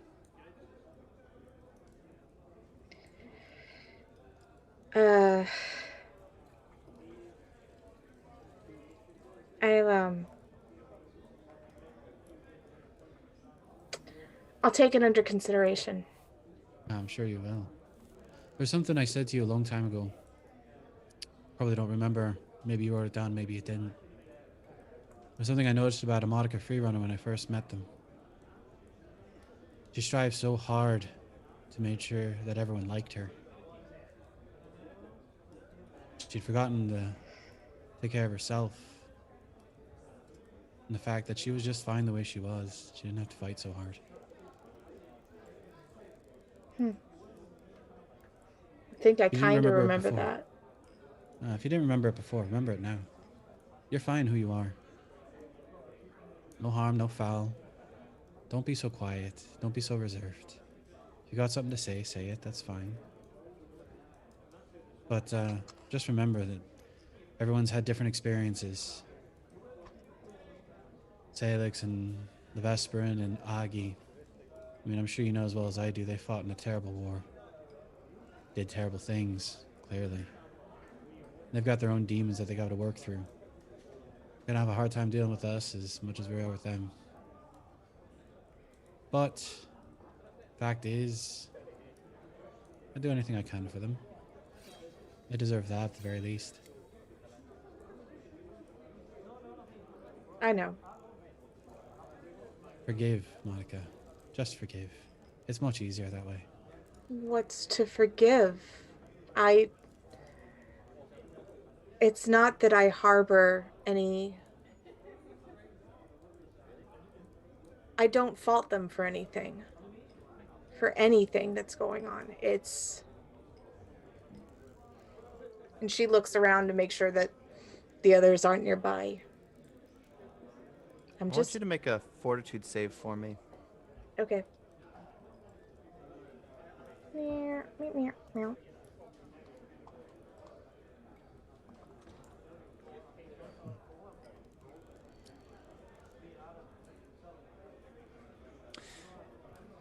Success. You didn't realize until after you began to turn your head that you're dizzy and lightheaded. So I grab onto Rune's shoulder. Or no, I'm short. I grab onto his knee just to kind of steady myself. Oh, make another fortitude save for me. Okay. Oh, jeez. That was almost a 1. Yeah, it gets much worse doing that. It doesn't go away. The dizziness Okay. increases. The repulsion is not I, anything except towards him. We've clearly talked enough. It's Go on jealousy, about your Rune, evening, Miss not... Freerunner. It's not anger, Rune. It's I know. just wishing I had what they did. Oh, don't be jealous. Be their friend. Remember, be their friend. Don't force your way into their life. Just be a part of it. And she'll Go. get up and Tired of talking to you go anyway, back. Miss Freerunner. Liar. And she gets up and unsteadily walks away.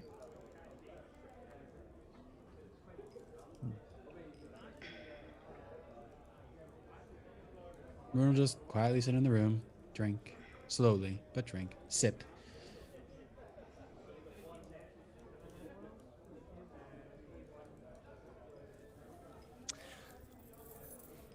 Sailix, you arrived, don't you? Do you return? I do. When he returns, he doesn't sit down. He just kind of puts a hand on Rune's shoulder and leans over. And he's like, You took out the stone. you know, there's less eerie ways to start a conversation. I like to impress you. I need a favor. You have it. Varys can't walk. I need some way of mode of transportation for him to get around so he doesn't feel helpless. I have an idea. It'll take a few days. Fair enough. Is Aghi and the Vesperin in the same room? Vesperin's still in the room with Varys. Oh, all right.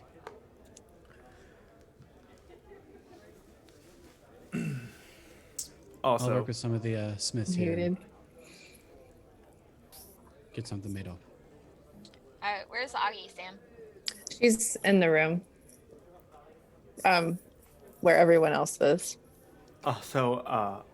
he will as he kind of like motions to like stand next to him, he'll kind of brush his cloak or kind of like his side skirt back a little bit and show Rune that the gem, the new gem that's in Leviathan. The Eye of the Wise. I know. I felt it. Yeah. As he sits down, he switches to Celestial, or no, he switches to Celestial. And you'll never guess who I saw inside.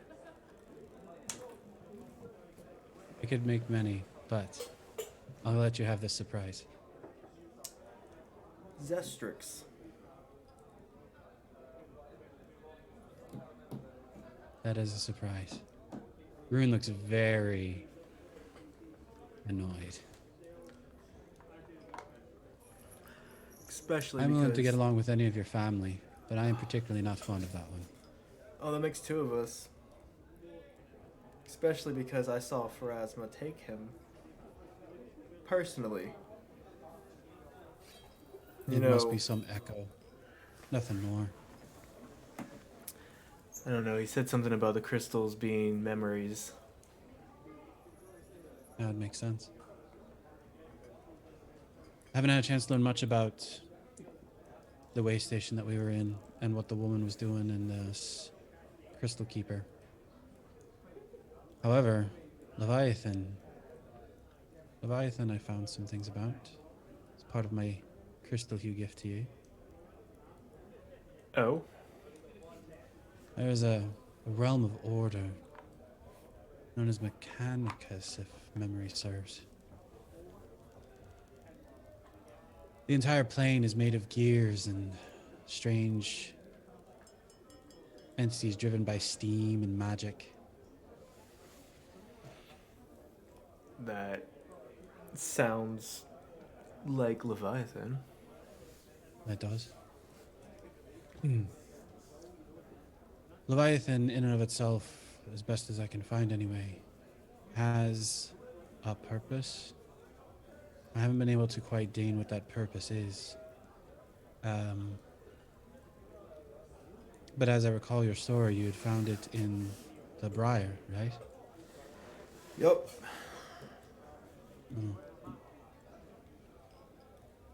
Any number of ways it could have gotten there.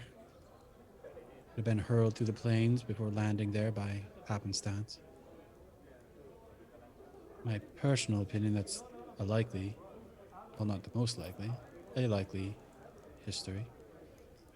The second, which part of me believes is more possible, is that its previous owner attempted to bring some cleansing to the Briar. And the trees raiser would have none of it. I mean, they got a good 10 by 10 patch before I got there. All that patch means is that well, as you probably know, the Briar is corrupted through and through by the presence of the tree raiser. An entity that brings as much order as Leviathan would, particularly if it is fresh there, would do nothing but curl such corruption.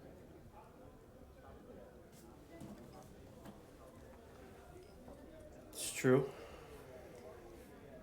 However, in my look at Leviathan some time ago, I noticed that there are gears missing. Some have been reset. They were loose, but it appears in your using it, they have found their way back into they're fitting.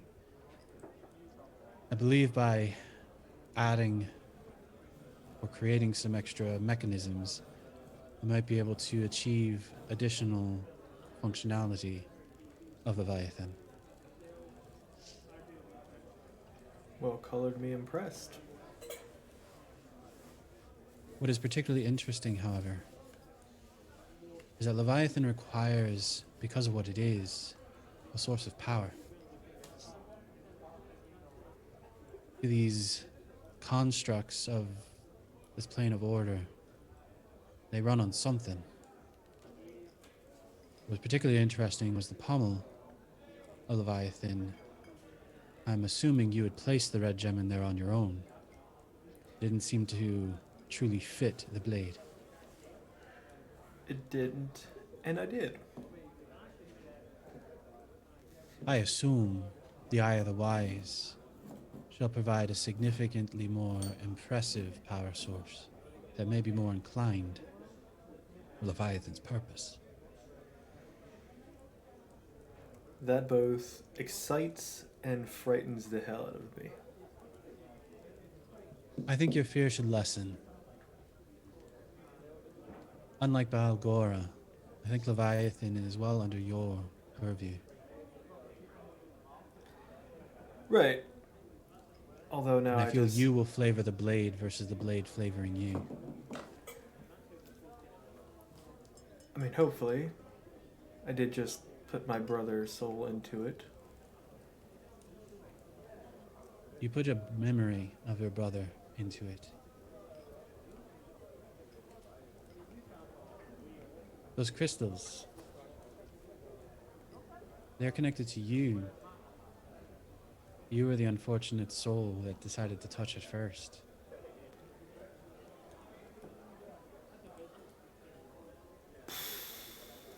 Whatever manifestation you saw in that gem was likely something of your own making. Sailix kind of nods his head. He's like thinking back on the situation about how Varys goaded him into touching the stone.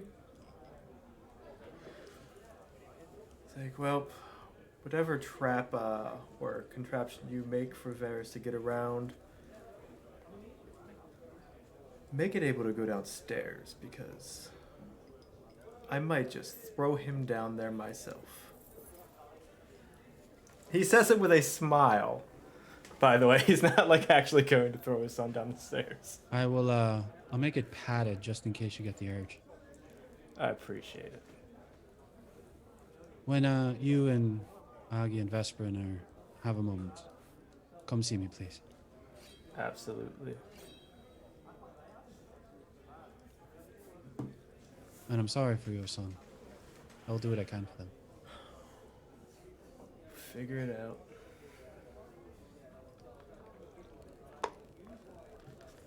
Poppy, are you speaking to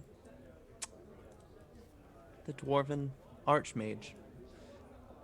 Yes. He's leaning over a barrel right now, just kind of reviewing a scroll.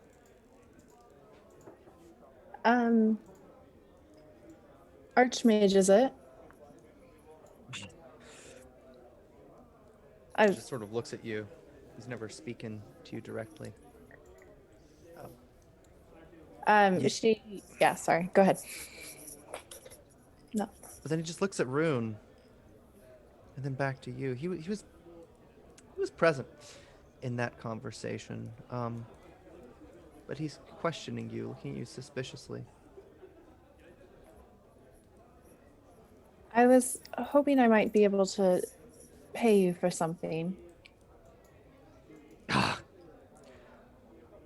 And that is? Being as it is a holiday where families should be together, I was hoping you might have some sort of teleportation magic. Oh. Eyeing you up and down. You think you could afford that? Sort of sympathetically, he just kind of shakes his head. I'm willing to pay what is needed to be with my family.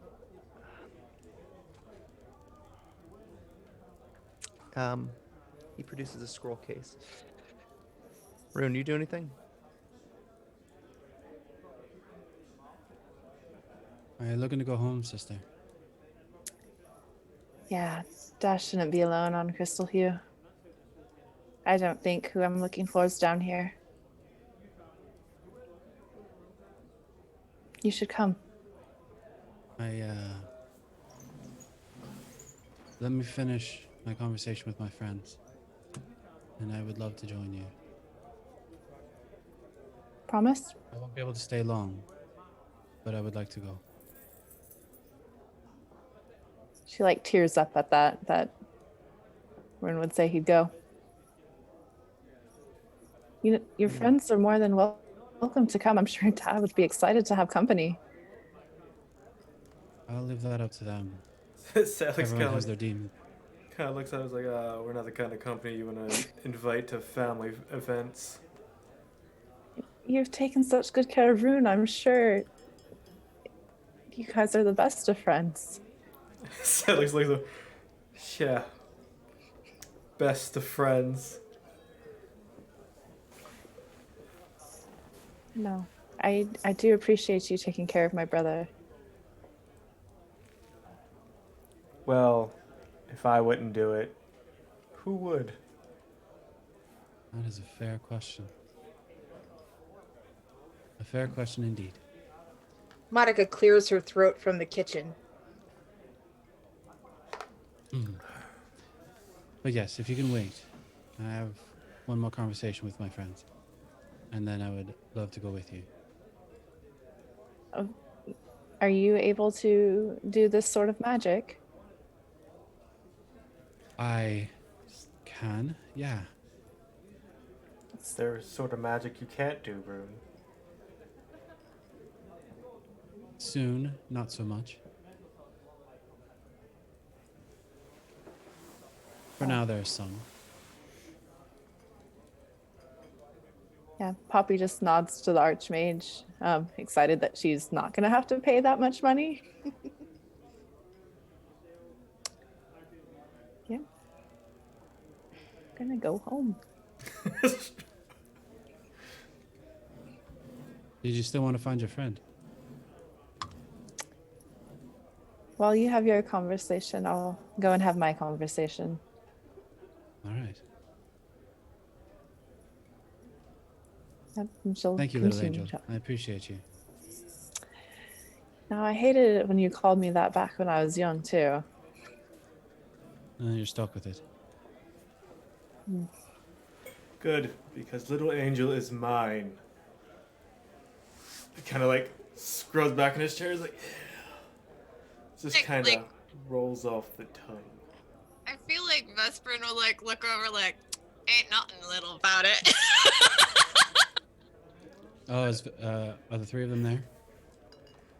She's in the corner, She's in right? the- Dicing? yeah. Yeah. Yeah, rolling dice with Algira Cord of the Gambling Guild. Sailix, the Vesprin, Aghi. Could I borrow the three of you for a moment?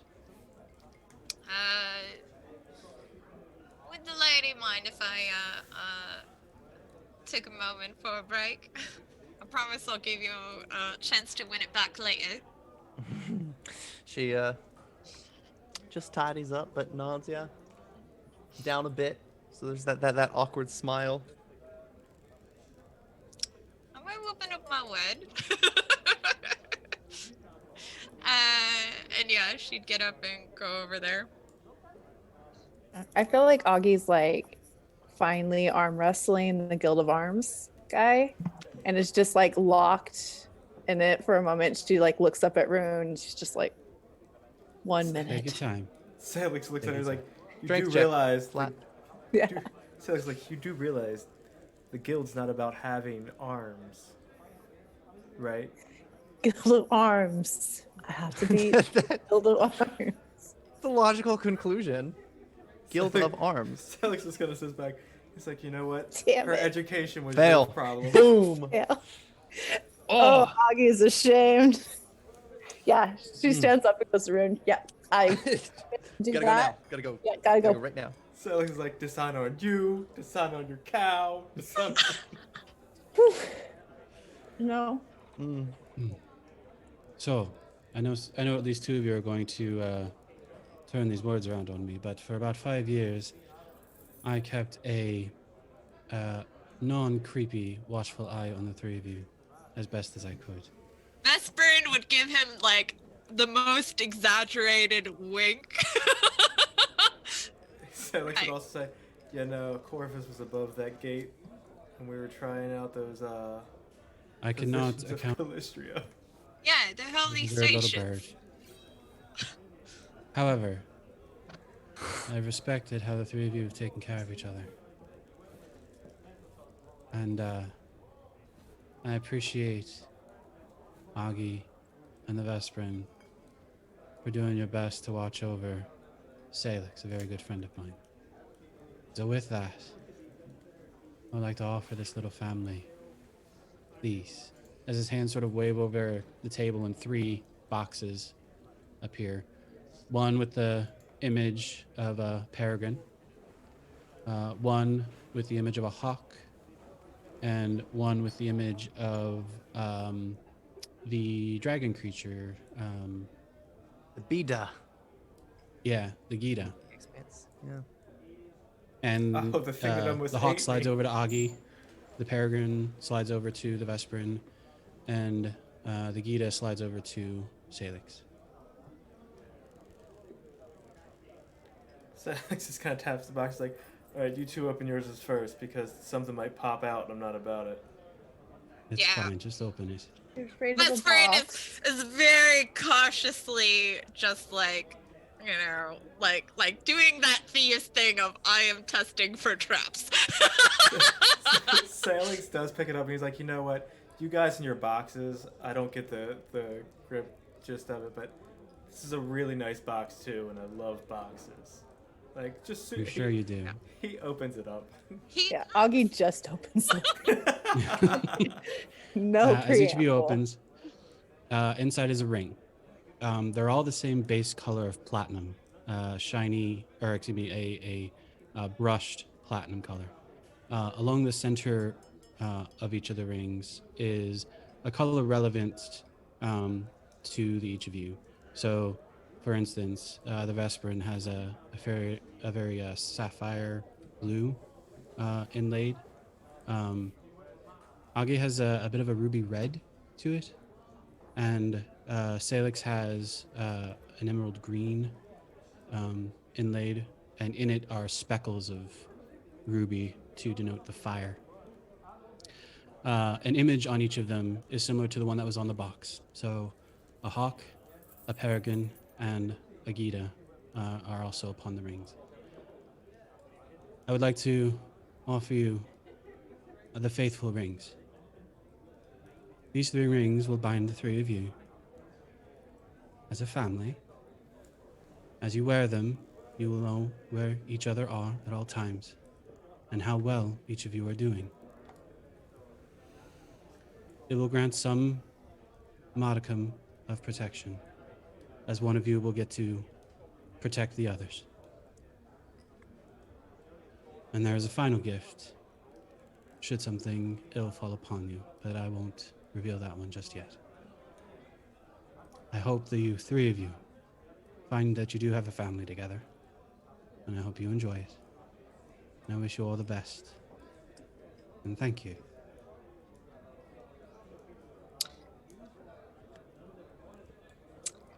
Salix puts his ring on. He's like, yeah. just like a petulant show, like, Vesperin like will put her ring on and like almost look mad at Rune, like how dare you do something nice for me? right, so But she would rustle around in like one of her money pockets and pull out a small bottle of a reddish liquid and hand it to Rune and be like, "This is for you, wizard. Not here to be outdone."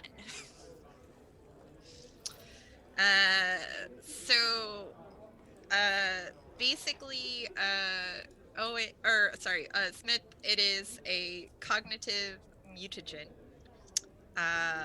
So you can kind of feel like it gives you, you know, like you have this feeling of like, as you're holding it, like things become clearer to you, and you can concentrate easier. Thank you very much. It was very kind of you. Like I said, I don't like to be outdone. Never said you would be. But Aghi, since I got you here, and she'd pull out another vial, and this one's more of a silvery liquid, and it has like more of a feeling of like just kind of calm. So she just gently like sort of slip it in her hands and be like, in case you ever feel like everything gets too much, this'll help calm you down and bring it back to that inner peace that you're looking for. But only if you need it, because sometimes it helps to, you know, have that added touch. Aghi just takes it and is quiet. She doesn't know how to respond to the ring, and now she's getting another present, and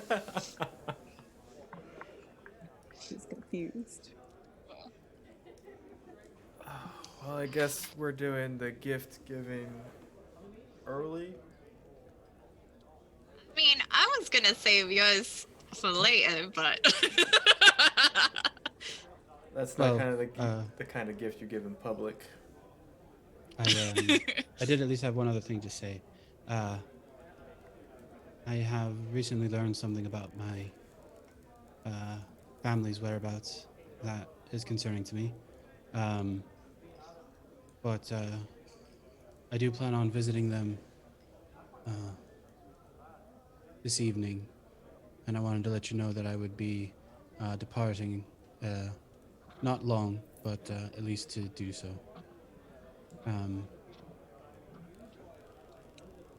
Yeah, I didn't want to disappear again.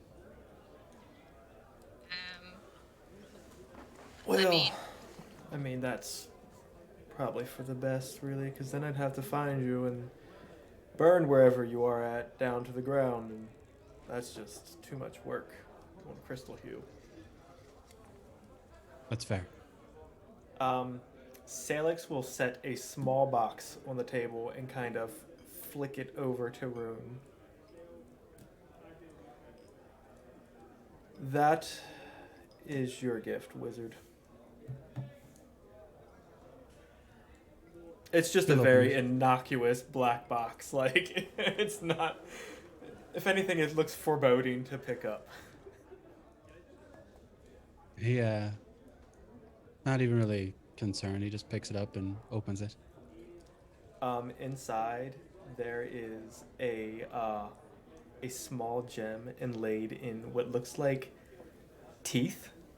You can't really see. It's not a ring. It's just some like a holder of the gem. The gem is red in itself, and it like in the center kind of swirls like a shadow.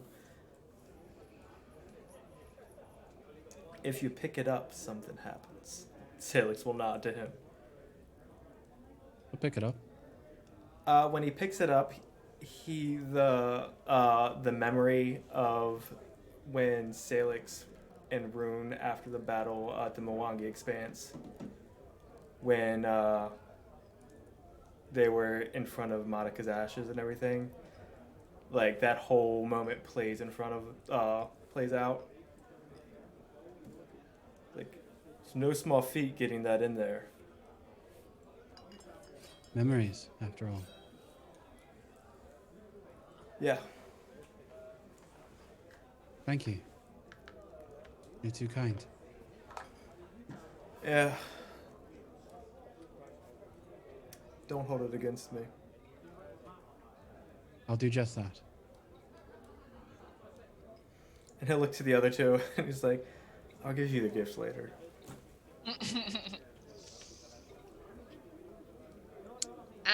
Is Monica in this room or is she in the kitchen? Okay. So yeah, you know, again, Vesper would just like look at Sailix and kind of roll her eyes a little bit, but give Aghi a little hug. As she is just like, all right, I got one more on my ledger to finish off, and walk into the kitchen to see Monica. Oh, hi. So she would pull out a where is it? There it is. It is a bottle about this big, and it has what looks to be foaming beer inside of it. And be like, "This is for you. I don't like to be outdone." And then she'd leave. It is Bravo's brew, and you feel like you know, it's just a sense that, you know, it grants courage. So yeah, like that kind of inspirational thing. I look at Kelda as she walks away and just like raise it and be like, I think I might need it with this group. She actually reaches out her hand to try to smell it. I let her smell it. Smells like warm piss. Well, not everything can smell as good as what our tavern keeper does here.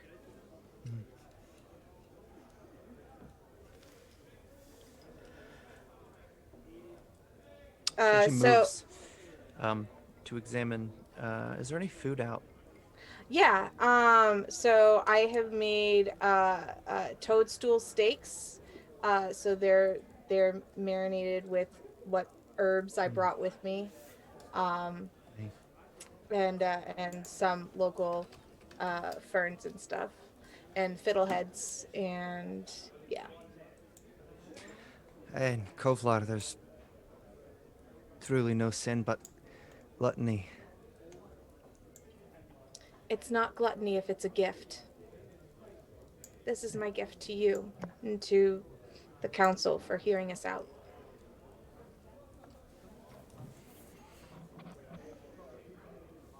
I'll try to accept it. Share it if you like. Goodness knows it tastes just as good cold as it does warm.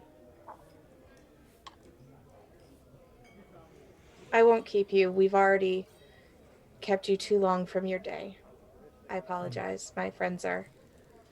I know that day's just begun, I know. but we'll be headed to Breach Hill, as you call it. I will welcome you. Then you can see what I'm really good at brewing. Pack warmly. It's winter there right now. She nods. It's an understanding. Not all dwarves would even really know what that means, but she's got a grasp on it. And she'll leave. But she's actually headed out. Unless anybody wishes to intervene, it sounds like she's probably headed towards the Anvilers Guild.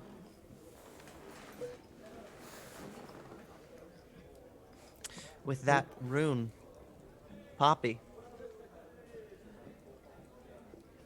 what are you guys planning? Well, I think I can get us there. What, are any of your friends coming? That's a good question. Would any of you like to come to the Ravenswood farm? It's a little bit bigger than you will remember, Rune. It's good. Sailix looks around. I would, but You can go. I'll stay. I can't leave Varys here alone. Yeah, it wouldn't be right. I understand. Aghi could pipe up and I could stay with him. It's not like you know anything about medicine.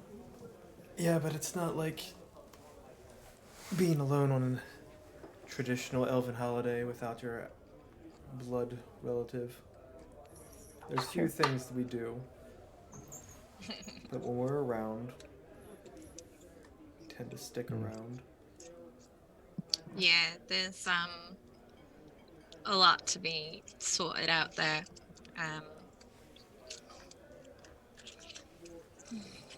But Well, there'll be plenty of times to visit later, eh? You guys should be with family. do you want company, Rune? You're more than welcome to come, Miss Runner. Monica, you did visit Cantaria once. Actually, Vesperin, Sailix, Aghi, you all did once. Actually, everybody's been there. It was in passing, as you passed the Menador Mountains, down from Kintargo, setting up to Kyanan. You stopped there briefly. There was a lot going on, but nothing going on at the same time. Thought it was small towns like that. But you remember, it was very pleasant. Quaint. Yeah. I'll go. All right. Let me just grab my bag. Oh, might as well bring the box I gave you. Oh, well, it's in my pocket. And also, you three, I left things in your room for you. Yeah. Oh, right. Well, I guess since you're leaving... Save it for when we come back. I don't think we'll be gone that long.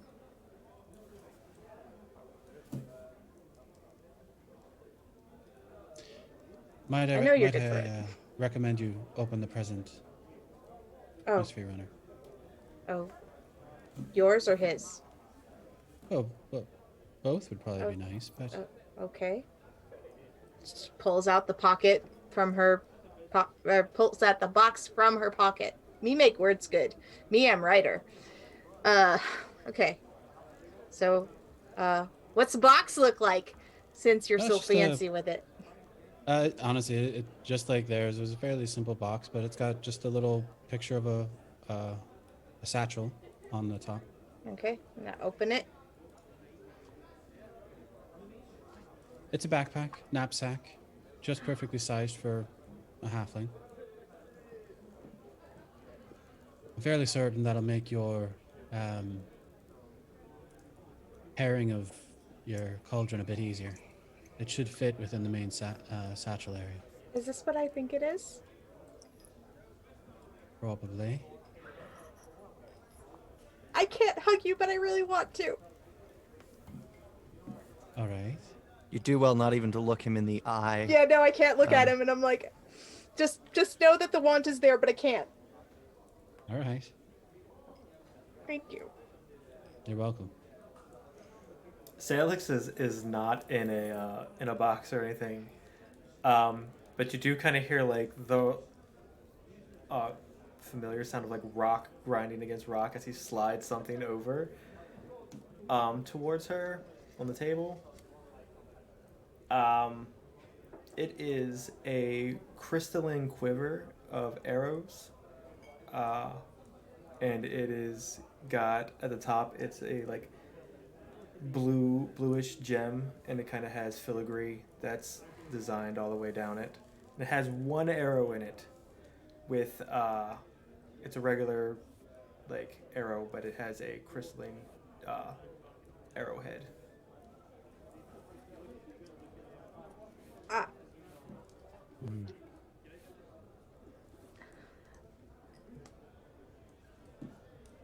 Thank you. Did you want to stay, Miss Freerunner?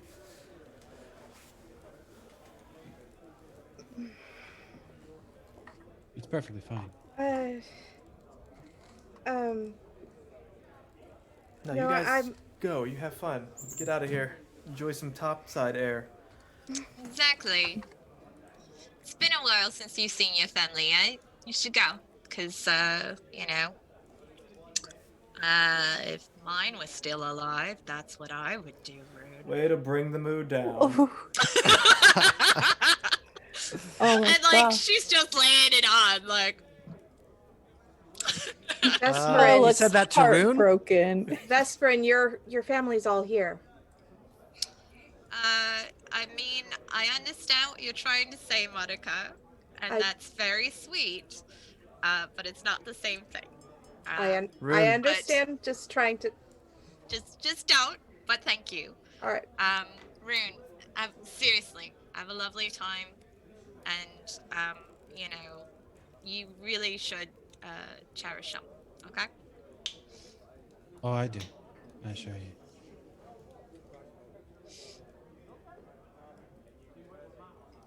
Ava looks Alright. like she wants to give Vesperin a hug,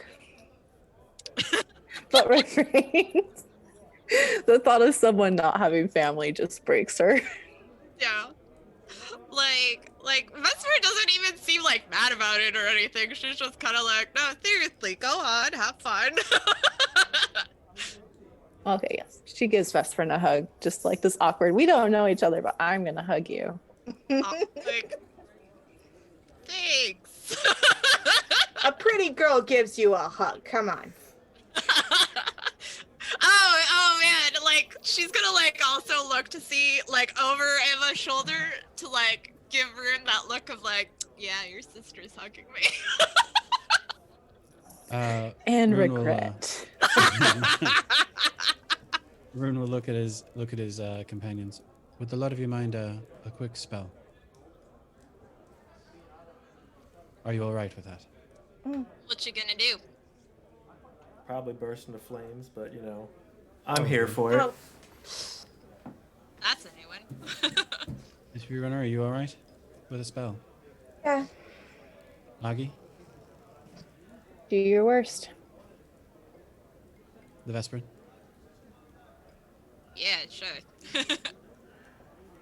Rune will cast telepathic bond amongst the group. If anything goes wrong, I'll be able to hear you from where I'm at. All right? Just let me know. I imagine the oh gods, we're dying will be enough to I would give you prefer a to know that something's wrong before then. Well, it's an important distinction to make between oh gods, we're dying, and oh gods, nothing. Agreed. We can only hear what you send out, which now I'm really questioning why I've done this. It's gonna be a great time, Rune. Yeah. We're all Listen, going to have we're helping you because we fantastic know how Crystalhue. much you love to participate and be that, you know, observer. I'm gonna go visit my family now. Yeah. And don't bother me unless Have you a are happy going into a crystal fight. hue. You give your dad the best. Yeah. Ava, if you would, he holds out his staff, if you would please.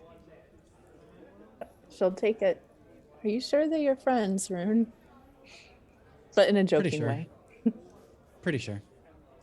We've been through hell together, so. Quite literally.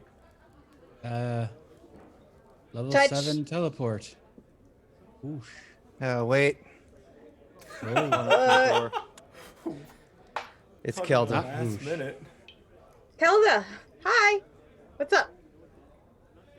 She looks down. Some slime all over her boot, up to her knee. What I hate happened? this city. Where you going? Wait. my family farm. Do you want to see topside? You trying to get out of taking us to Breach Hill? No. I'll be coming back. I was leaving the He problem. glares at you suspiciously. She'll walk over to you, Rune. Where you going then? My hometown. Hold Care that to at join? hand. Touches the staff without asking. Ooh. All right then. Ooh, I'll that's be coming with. Sounds like a plan. Highly suspicious. Just glaring at the wizard. I'll see you all in about a day or so. Don't do anything I would do. Do I try not to everything. every day of my life. Do everything that I would do. Never. It's a good Wait, what's philosophy that? to live behind. And Rune just, at that point, just gets away as quickly as possible. Fair.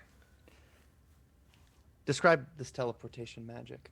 So Rune will, in the matter of a few seconds, his hand gestures around the staff, particularly the crystal at the top, and the echo of ravens can be heard as the sound of wings flapping becomes too loud to ignore, and just like that, they're gone. A single black feather floats to the ground. Such a show off. The river town of Cantaria. Rune, how long has it been? 13 years, give or take. Oh. And nothing's changed. In fact, probably the most notable landmark, and I imagine it is easiest to travel to landmarks, because you expect things not to shift, and to confuse the teleportation spell is to spell your own disaster. Did put you right outside a well-known little home. Massive gold plaque right out front.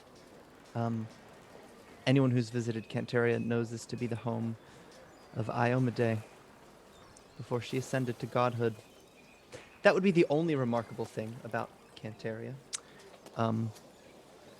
Except that now, people are quite interested in the appearance of a wizard, a halfling,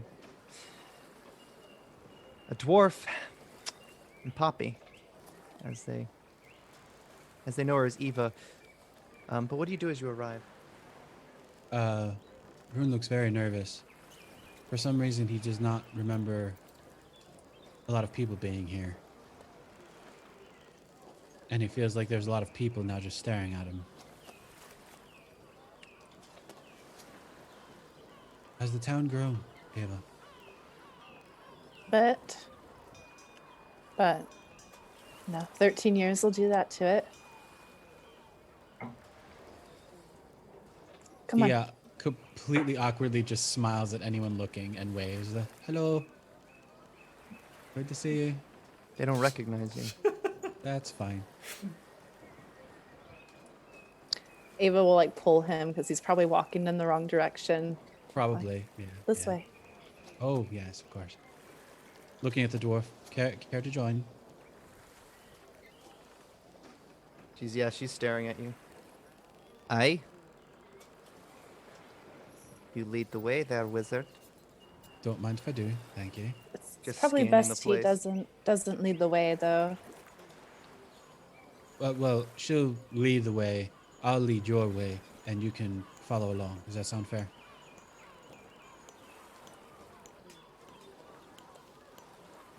He hasn't been home in quite some time. Just keep putting those squinty eyes on me. We'll be just fine. Well, haven't you been home there, Rune? Well, I Keldo, know. let me tell you the story of the Unforgotten. I'm not as good as the director, but I can give it a shot. Well, you suspect with the size of this small town, you probably only have a few blocks. You might need to deliver some abridged retelling of Yeah. the director's tale there. But imagine she gets the gist of it. Poppy, you lead straight to the farm, huh? Yeah, just north along of the town? way, she'll like point out different places that haven't changed in 10 years. Be like, the tanner over there, he's still in business, has had a second wife now. But other than that, and she'll point out like new shops and like try to like get him oriented. But anything that's on the way to the farm. You hear someone call out on the way north. Aristilian! It's your friend Oppian. Oppian. Clad in full armor. You know the temple in town is dedicated to Iomade. That's par for the course. I mean, when you have such a sacred site, the thing sort of happens naturally. But you know that recently they've fought. They've sort of reclaimed this territory. Cheliax doesn't approve of Almaday, not in any official capacity. So it's caused a lot of friction. Last you heard, he was fighting the good fight to keep the worship in town. Am I supposed to know this person at all? What brings you back?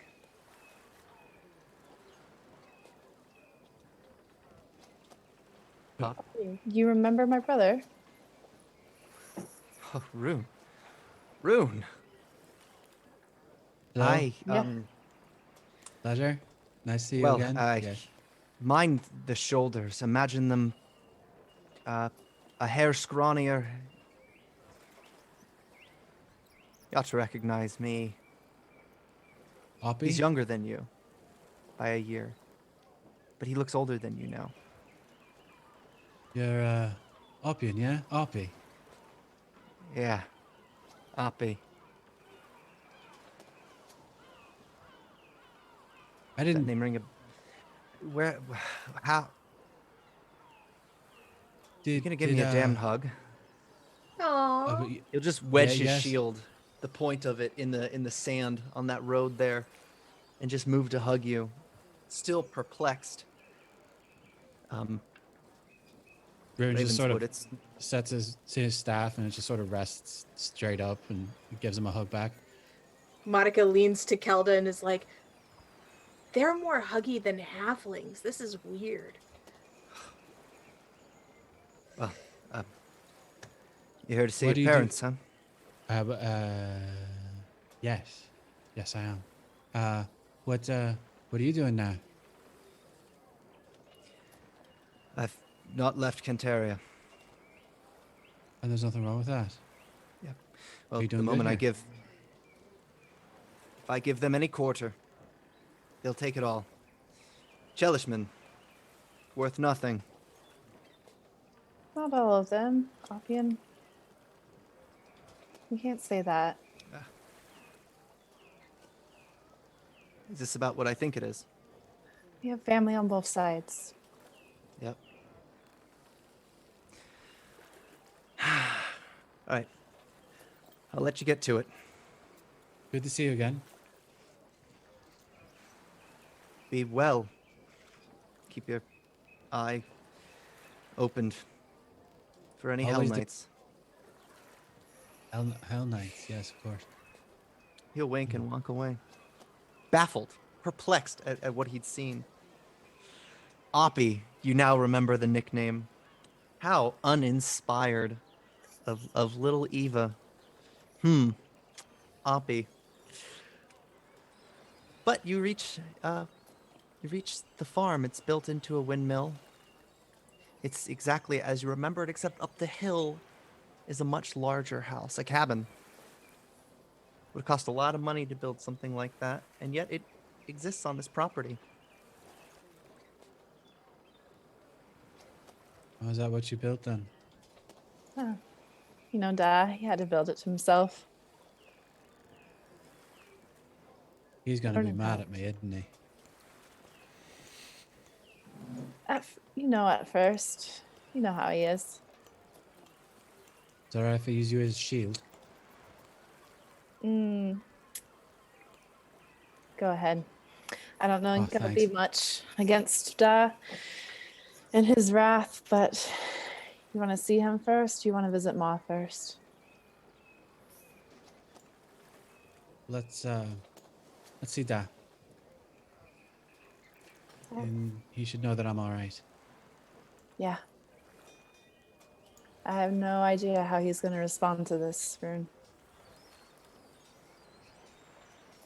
Heading was- north and Yeah. moving along the windmill to reach the larger house on the top. As you arrive, no lights are on, no hearth burning, strange for the winter. If you knock, there's no answer. What do you do? That's strange. The fire's not lit. She'll open the door and go in. Yeah, no lights. It's cold as anything. There's not even furniture in the house. Turning around, you notice the perspective you didn't have. You took the wrong way around. Looking back down the hill, you can't really see because of the angle, but on the porch, a rocking chair rocks.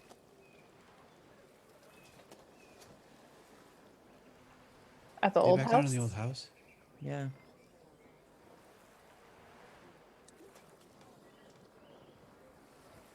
Weird. Come No, I on, we don't should think so. hurry. Yeah. She Rune, you're- almost runs. Yeah, your father's there.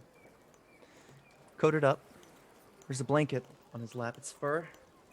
As always, it's the same one you remember, and he's smoking a pipe. What does he look like? Oh, Alexander Ravenswood. He is, I believe he would be in his 60s now. Bald, but a long beard, solidly grey at this point. Years of working in the fields, he still has a musculature that is clearly defined. However, all that working is likely taking its toll.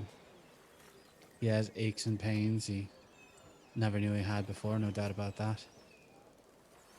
Probably bothers him more to actually do the work now than it used to, but one of those blokes that'll do it anyway, because that's all he knows.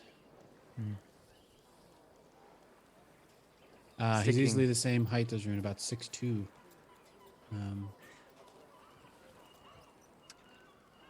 Seeing you immediately, I mean, without even a smile, he would just stand, gets up, and you can see he winces on that second leg, and he sort of pushes the leg of the rocking chair away from him so he can stand, folding the fur blanket without removing the pipe or even saying a word to you.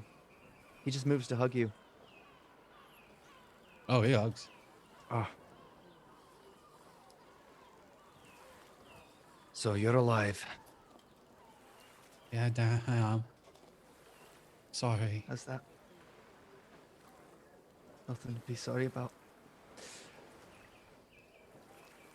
He sort of just looks out in the gloomy horizon. It is still winter. How's the world?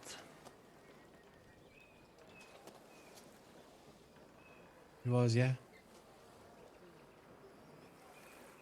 Hi. And he just looks up at the house on the hill. Couldn't stay there, could you? 2 weeks. I was done.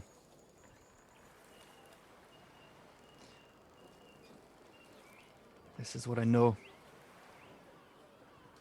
Yeah, I know. Come on.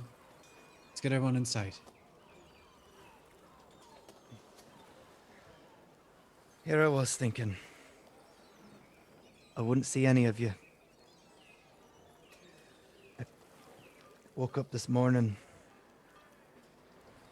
Just me. No.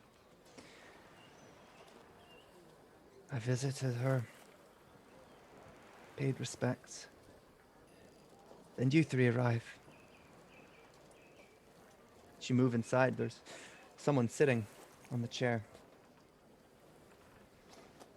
Hulking figure in armor. Like a sinister plate. The wood screams gently as he stands up.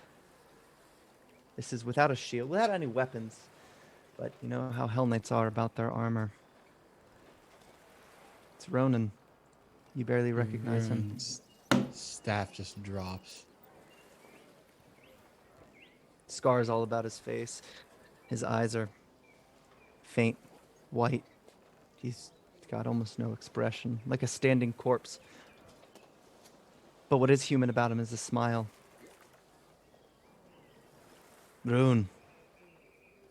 Ah. And he just reaches out for a hug, warmly. Rune hugs him. Ah. Ronan. A Hell Knight. Oh, look at you. All grown up. Only kinda. Hmm. You're very pointy. Yeah. Well, and he just sort of rubs his chin. You notice the wrinkles on his face. He looks decades older. I was doing grown up for the both of us, it seems. What did they put you through? His teeth are a little yellowed, but he shrugs that away. He abandons the question that you've asked and just gestures towards everybody. He says, "Everyone, let's see Ma." The Ravenswoods have come home. Yeah. We've also brought some friends. This is Monica, Freerunner, was it? And Kelda visiting from down below. In that accent you recognize so well, he just says, "Hello, little one." It's much deeper than runes, though. Oh dear God.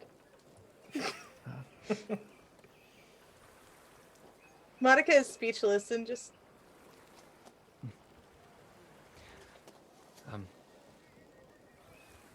Alexander, the father, he just scratches his scalp. Make yourself whatever you need. We're gonna go pay respects.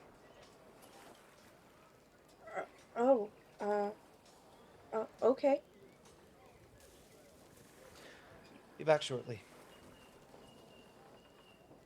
Ava will quickly show Monica where the kitchen is at. Thank you. This is where I feel good. Should I make something?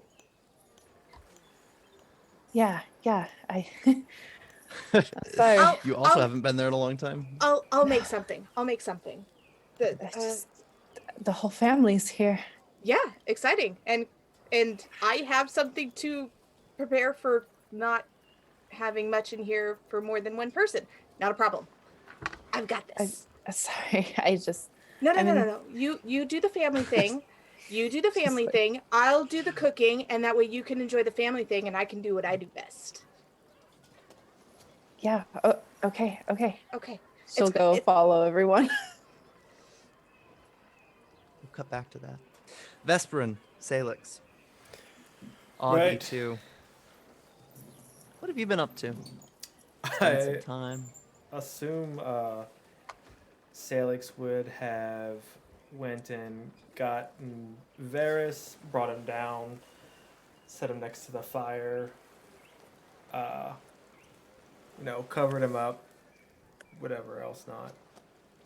And did their all gift exchange?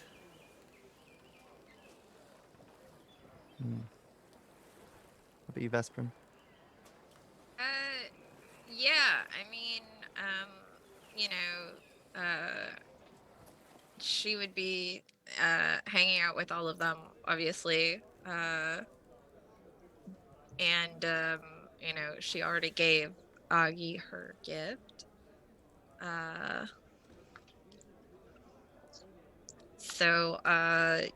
I guess for Sailix, she would give him, another box, and it's he would recognize like the mother of pearl like designs on the sides and everything of like that sea elf kind of thing, and it would feel kind of heavy in his hands, and she'd just be like, well, it took a little while, but I hope you like it. I'm not gonna know what to do with all these gifts. Oh no, it must be so hard for you. People giving a fuck. Look, I don't have much stuff per se. It makes it easy, when you have to just drop everything and leave. Well, hopefully this encourages you to stick around a little bit. So assuming He opens the box. He does. Okay. You would find there are 5 locks inside. And they are made of different metals and look from afar, they look almost exactly like the ones that you had. But if you look closer, each of them appears way more mechanically complicated. Like there's more mechanisms and stuff within the keyholes and everything like that. And so, she'd look at him and be like, so when I first was crafting these, it was a bit of a joke because I thought I wanted more of a challenge, but as we've been together and experienced everything we've have,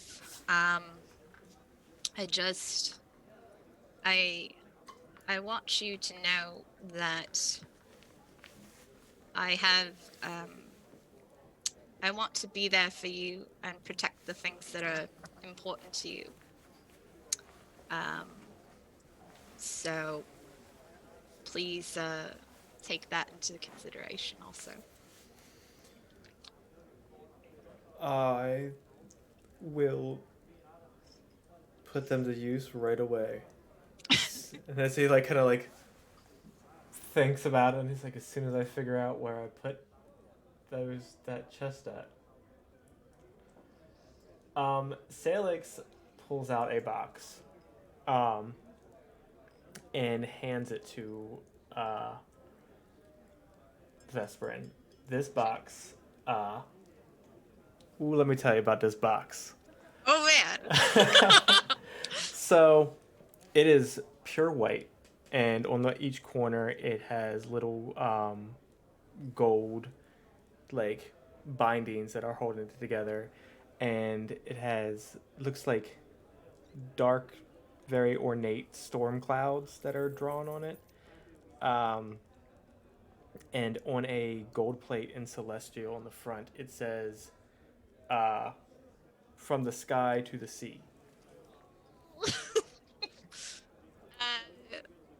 So, is there a trick to opening it, or does it just look... No, it's just fancy looking. Okay. You can Yeah. Opening it So, up. yeah. It would be on a bed of really soft satin or whatever. It is a silver inlaid lining, and it's very fine. It looks super the only reason you can see is the way the fire is hitting it in the light. And it is kind of laid out in a certain pattern, and I will message you what it says. Okay. But other than that, he'll tell you it goes on the inside of your attire that you're wearing. What does it do? Oh no. Oh no. He'll help Some her homebrew. He'll help her strap it on, and as soon as she puts it on, he'll just kind of he's like, now when you think about it, just do your whole shadow thing, and it pretty much casts invisibility. Oh, awesome. Oh. But yeah, that is What do you guys do with the rest of... Since you're jet lagged, this is sort of your night, even though it's pretty much mid-morning in Kovlar. But what do you do with the rest of your day?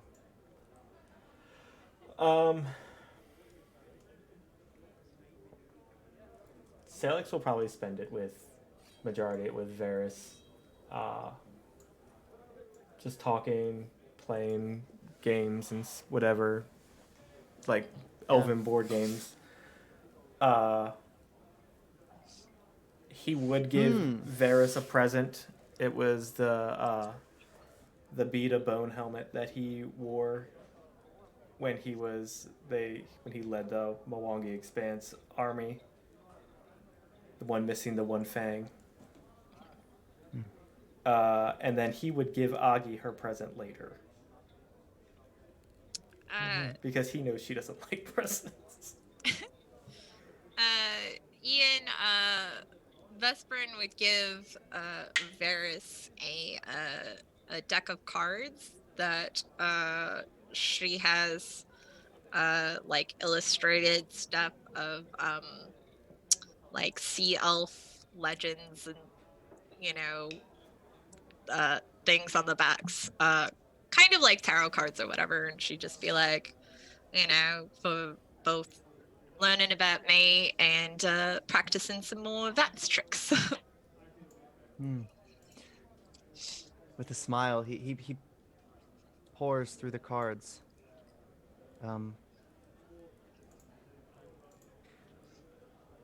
Oh, that's quite offensive. To Hey! exclude that. Why would you pull a card from it? It's missing one. Yeah?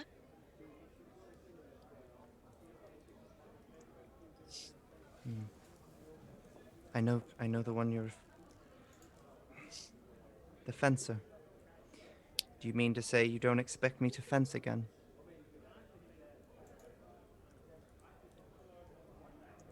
I think that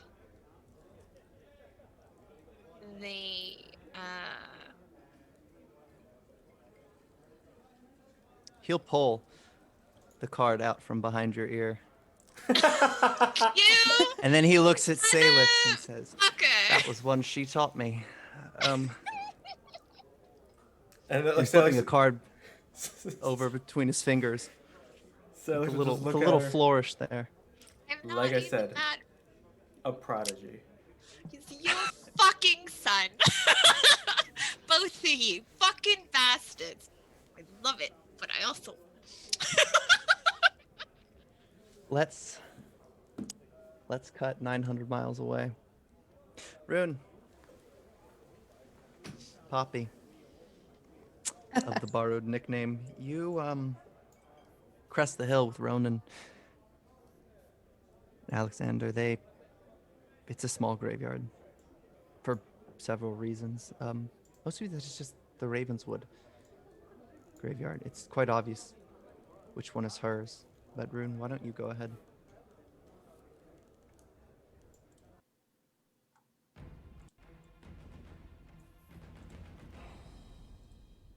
You're I muted. think you're muted. I'm muted. Upon cresting the hill and even just seeing the stone from afar, he just sort of stops for a second.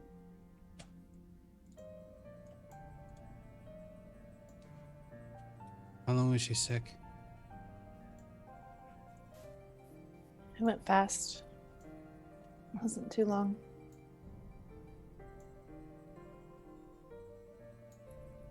She'll take Rune's hand, not pulling him towards the graveyard, but just as a comfort.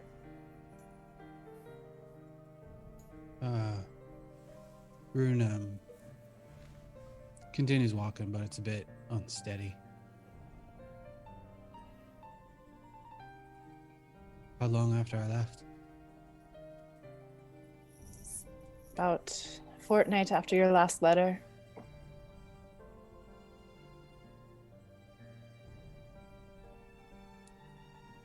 A few days after that. I see. Yeah. Whatever debris lay about is just forced away.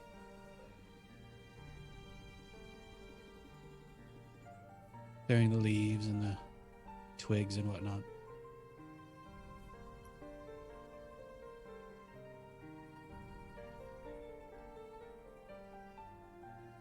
To the rest of his family, without really looking at them, I'm sorry I wasn't here.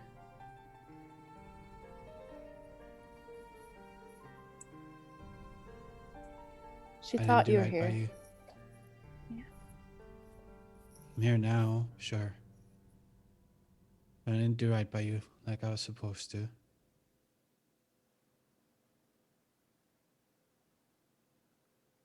The Ravenswoods always stuck together.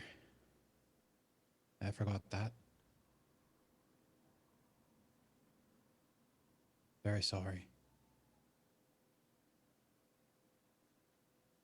He'll kneel down by his mother's stone and press his hand upon the top of the arch, about the centerpiece, and a light from under his eye patch glows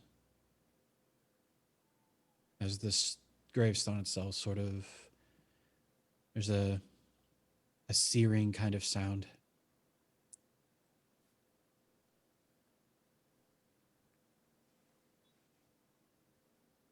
Everyone will remember that this is the Ravenswoods. You have my word.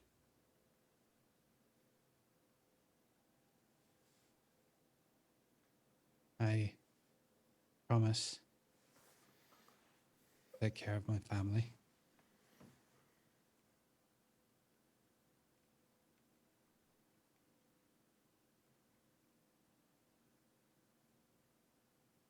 And he stands up.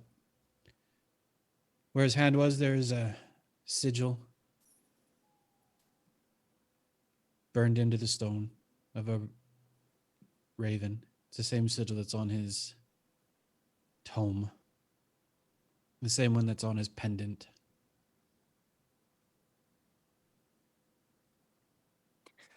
Your father's eyes are red.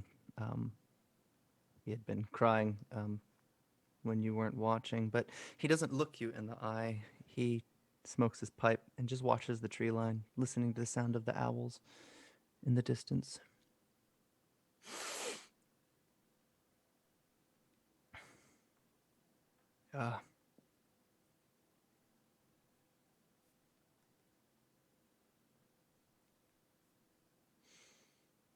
Look at that.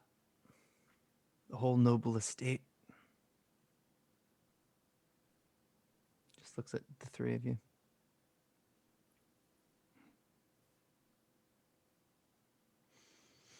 I'm sorry. This.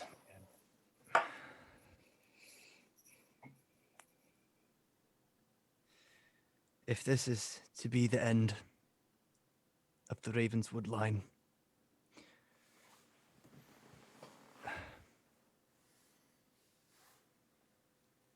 it was a good end. I mean, look at you. He sees before him a mage, a fighter, a marksman, all equally talented. I'm proud. None of you needed to return. I didn't expect it. You did. That's... And he just sort of absentmindedly puts a hand on her tombstone. That's everything to us.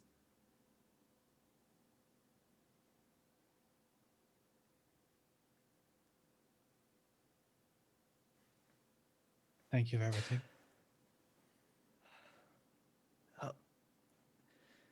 Now, if those Hafkins are thinking about burning down my kitchen, I'll have a say. And he puts a pipe in his mouth and strolls towards the kitchen. The chimney is just is piping out a column of smoke that has him more unsettled than you've seen him in a long time. when they Magic get is in, good. it smells amazing. I'm sure it smells amazing before they get in. But we'll cut away. As the night winds down, Sailix, the regents, everybody has left. Archmage Nelruven did return again, once more, to keep an eye on things. He seems quite concerned that Kelda has vanished. He heard what happened. Obviously, there were people about. They watched. They saw what occurred. But as Nelruven approaches, what are you guys doing right now? I take it, like Aghi's with Vespa, Sailix, and Varys, right? Yep. Yeah. Probably. It's pretty late in the day. Like you said, it was like winding down. I don't know how Forge days work, honestly. I know they're Yeah. longer. Forge day, it's yeah. So the days are 8 hours longer. You work. Actually, no. You work 20 hours and then you sleep 12. You're probably about halfway through a Forge day. You guys are exhausted. Dwarves are always exhausted, so it doesn't matter. But I go ahead. So I guess they would be sitting there drinking at this point lightly, Yeah.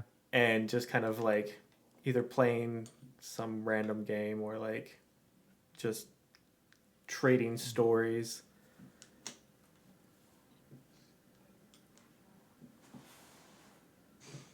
Archmage approaches. Ah. So I've heard about you. Actually, rather, the three of you. He speaks in common. They spoke highly. Rune did. That night, we nearly came to blows. He stares at the angel. He returned. He spoke to me. Offered me no shortage of stories about your bravery, your heroism, and ways that he helped you get to that point. What with the airships and all.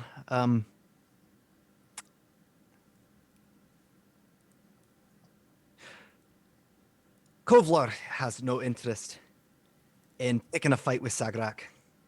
Outnumbered 5 to 1. It's a fight we'd lose. But that was before Jewelgate.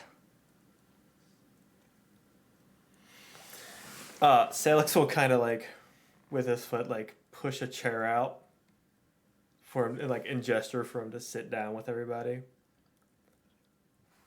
He'll sit.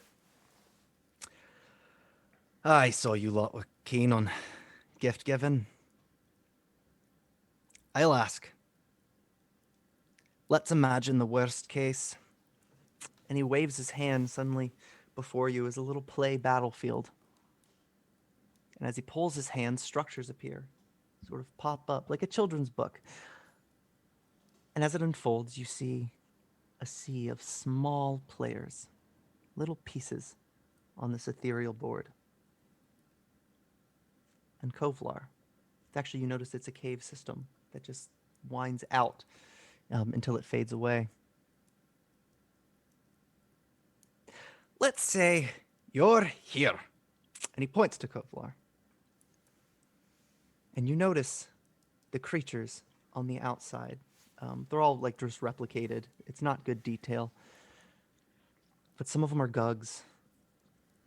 Creatures you can't identify.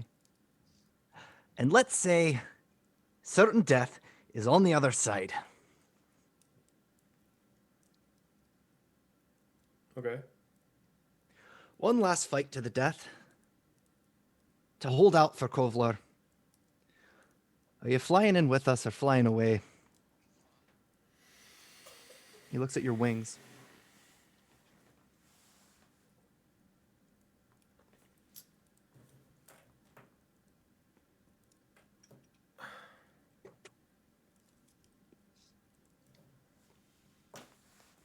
Can never turn down dwarf in need. So I suppose I'm flying in with you. There,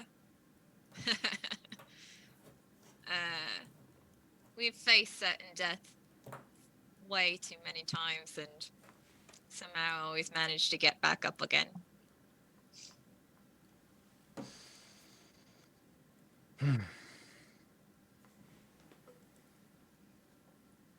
Well, you'll need this. If it gets to that. And then when he waves, the battlefield sort of dissipates. You'll notice it was an illusory wall of sorts because underneath are a pair of boots with either index finger. He pushes them, as Sailix did, his foot to the chair. Just in the other direction, he pushes these shoes to you, Sailix. Shoes. If you think they do what you need them to, odds are they do. Sailix picks them up and he's kind of like, he holds them up to his ankle in front of Vespa, like, because he's pretty tipsy at this point. He's like, what do you think, love? Are they my color? Definitely flat at the ankle. Sailix will like take him and he'll sit back and he's like, I appreciate this gift, and I understand that you all do not want Kovlar to become anything. You have no aspirations at all. You just want synergy with your surrounding areas, which I can respect. If there's anything we can do to ensure that, I will do anything in my power to make it come to pass. But I want it to be known that I want more for Breach Hill. With the gates, I want to make Breach Hill into something great. Because if you stagnate too long, you wait nothing but death.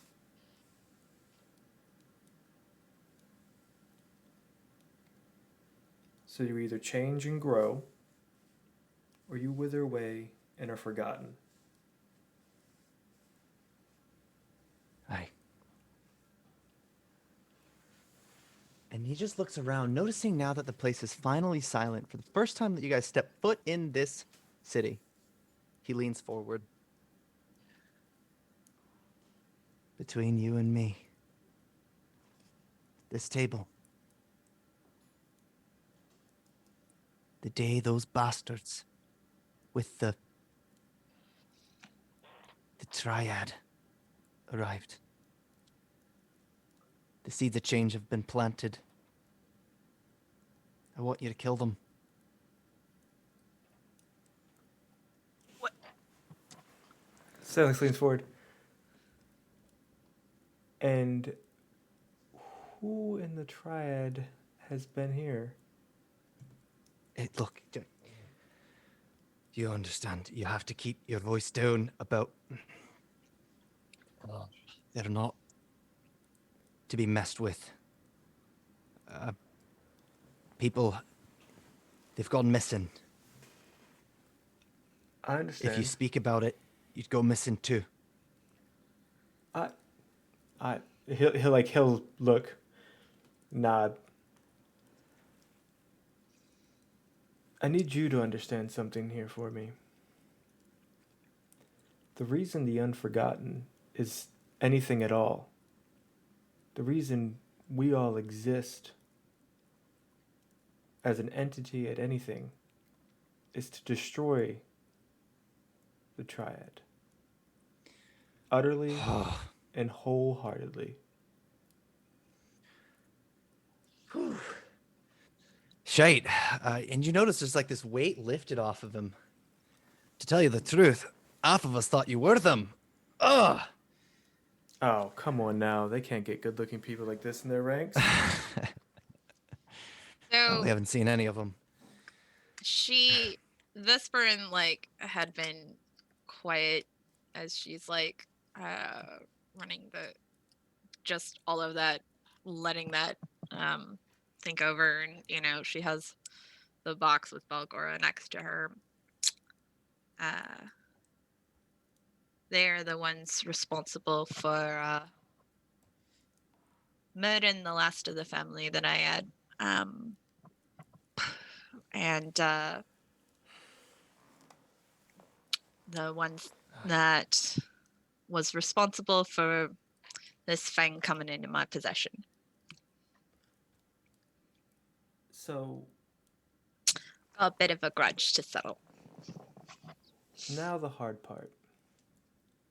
When Rune and Monica get back, I'm gonna need you to allow Monica to have access to any kind of papers, letters, forms, or any sort that have been received or sent out within the last year or so. Ah. And then we're gonna tell Rune, and he's gonna go spot by spot. He's going to reinforce that barrier outside. And we're going to find out just who or what they are. And then we're going to kill them. Root and stem. And in the meantime, I'm going to go and take a look at Sagarak.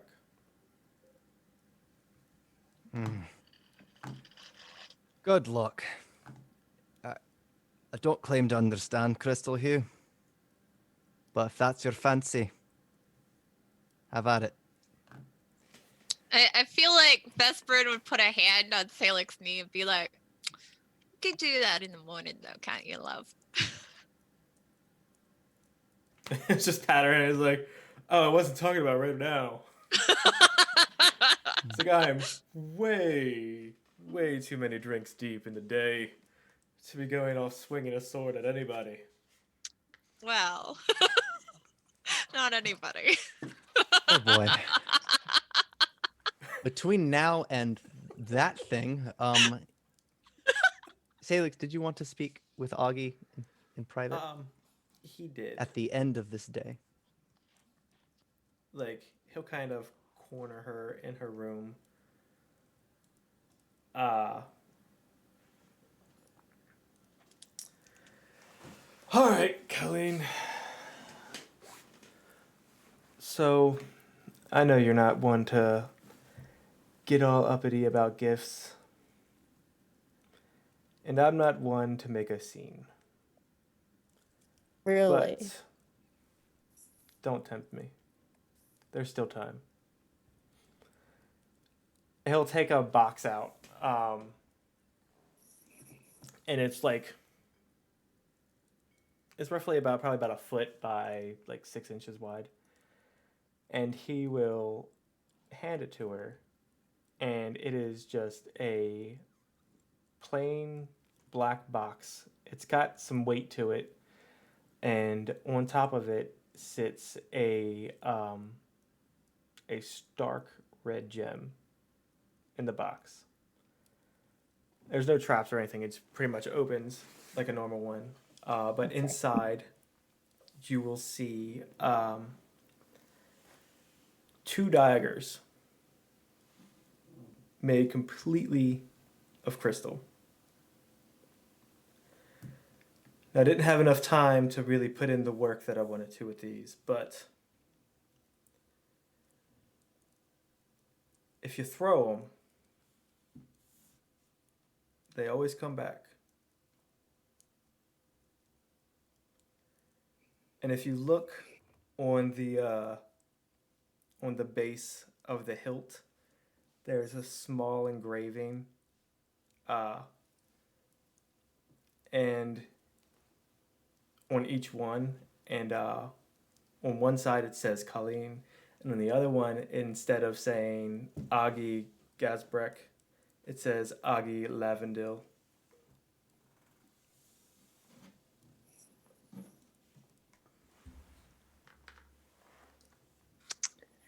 Fucking stupid. Who left these Um, onions on this table? God. She will look at them and actually try and prick her finger on the dagger to see if she bleeds or not. Are your gloves on? No, Yeah, you bleed. can't use these yet. They're there when you need them. She'll reach up and pull one of the feathers out of her hair. And like just kind of tap it against her face and then hand it over to Sailix. This is the worst holiday ever. Try having 183 of them. I don't know why you didn't tell me about this in the 5 years that we were together before, but Well, I mean, you don't remember the random gifts laying on your bed every time you would come in? They weren't just from admirers from your platoon. anyway, take this damn feather. Don't say any. Sailix just takes it, and he'll just kind of flicker in the forehead as he walks out. She'll just like call out and be like, my mom gave this to me. Don't you dare use it as like a duster or some shit. A dust? You think me nothing but a common maid? Oh. Why? Get out of my like room. he puts it behind his ear. He's like, why, I never. As he walks outside.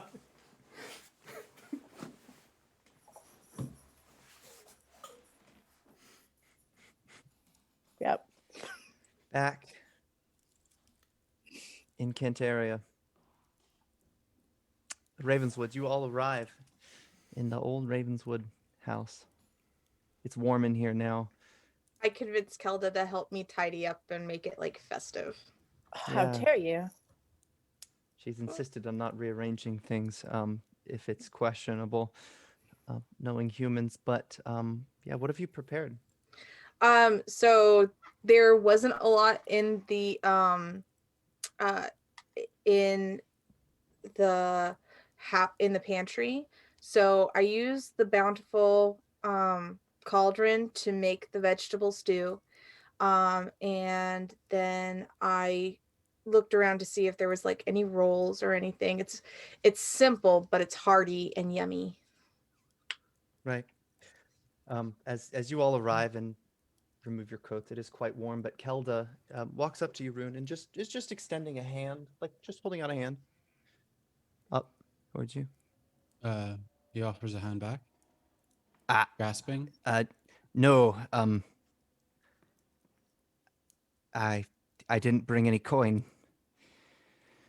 And you see, I'm tasked with watching over you.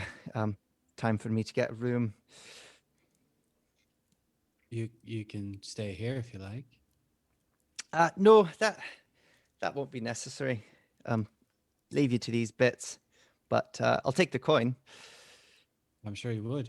Are you sure you don't want to keep a squinty eye on me in case I decide to run away? You're not leaving these fine folk. It's true. He hands her a few gold. That should get you back. And counting it one by one, it's obviously overkill, but pretending she has some austere plan. That's room for one and a meal for two. And she'll look at Monica. Best we leave them, what with, and sort of just kind of points up to the graveyard. She just kind of kicks open the door when she's realized you've laid out the food. Oh, I was like Monica's like not sure what's happening here.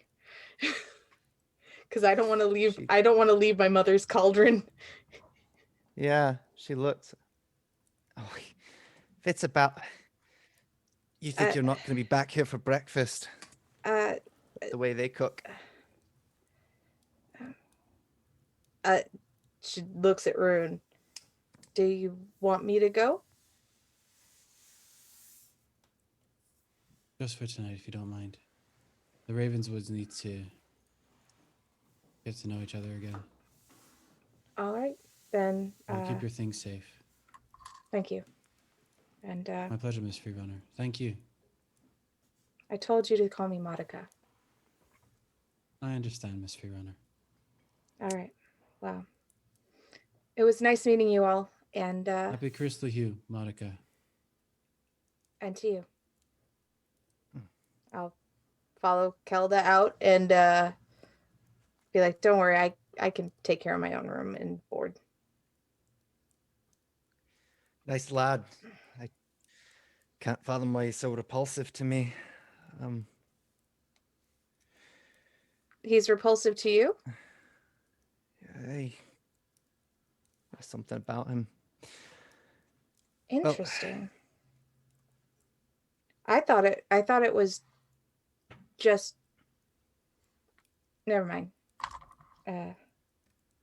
Well, let's see what this town has for a place to stay. See if the food's any good.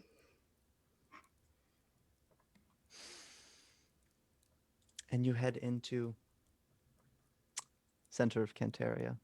But Rune, you're with your family. Go ahead. For nearly a decade, the Ravenswoods have not seen each other as a whole. We have lost some. We have gained new friends, new families.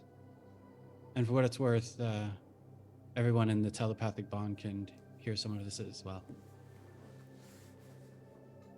I know personally, I have fought wars. I have seen flying elephants. I have sailed across oceans. I have stared death in the face, and I have defied it.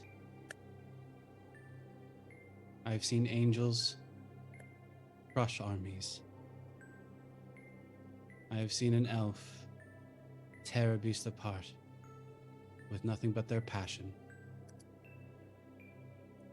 I have seen the little folk feed entire villages and save the beasts and monsters of the world from those that would harm them. And in all that time, I'd forgotten. I'd forgotten about my family here. And as much as I love those people, and I would fight for them, I must always remember that I am a Ravenswood, and that these lands will always belong to us, and that nothing is more important than family. Even if you get to choose them, even if you don't get to choose them. I want to thank you all for everything, so very much.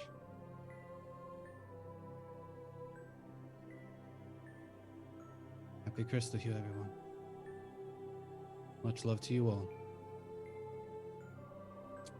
And the four surviving Ravenswood of very different walks of life, they come together for a moment to reflect. Half a continent away in deep underground, Aghi, Vesperin, and Sailix enjoy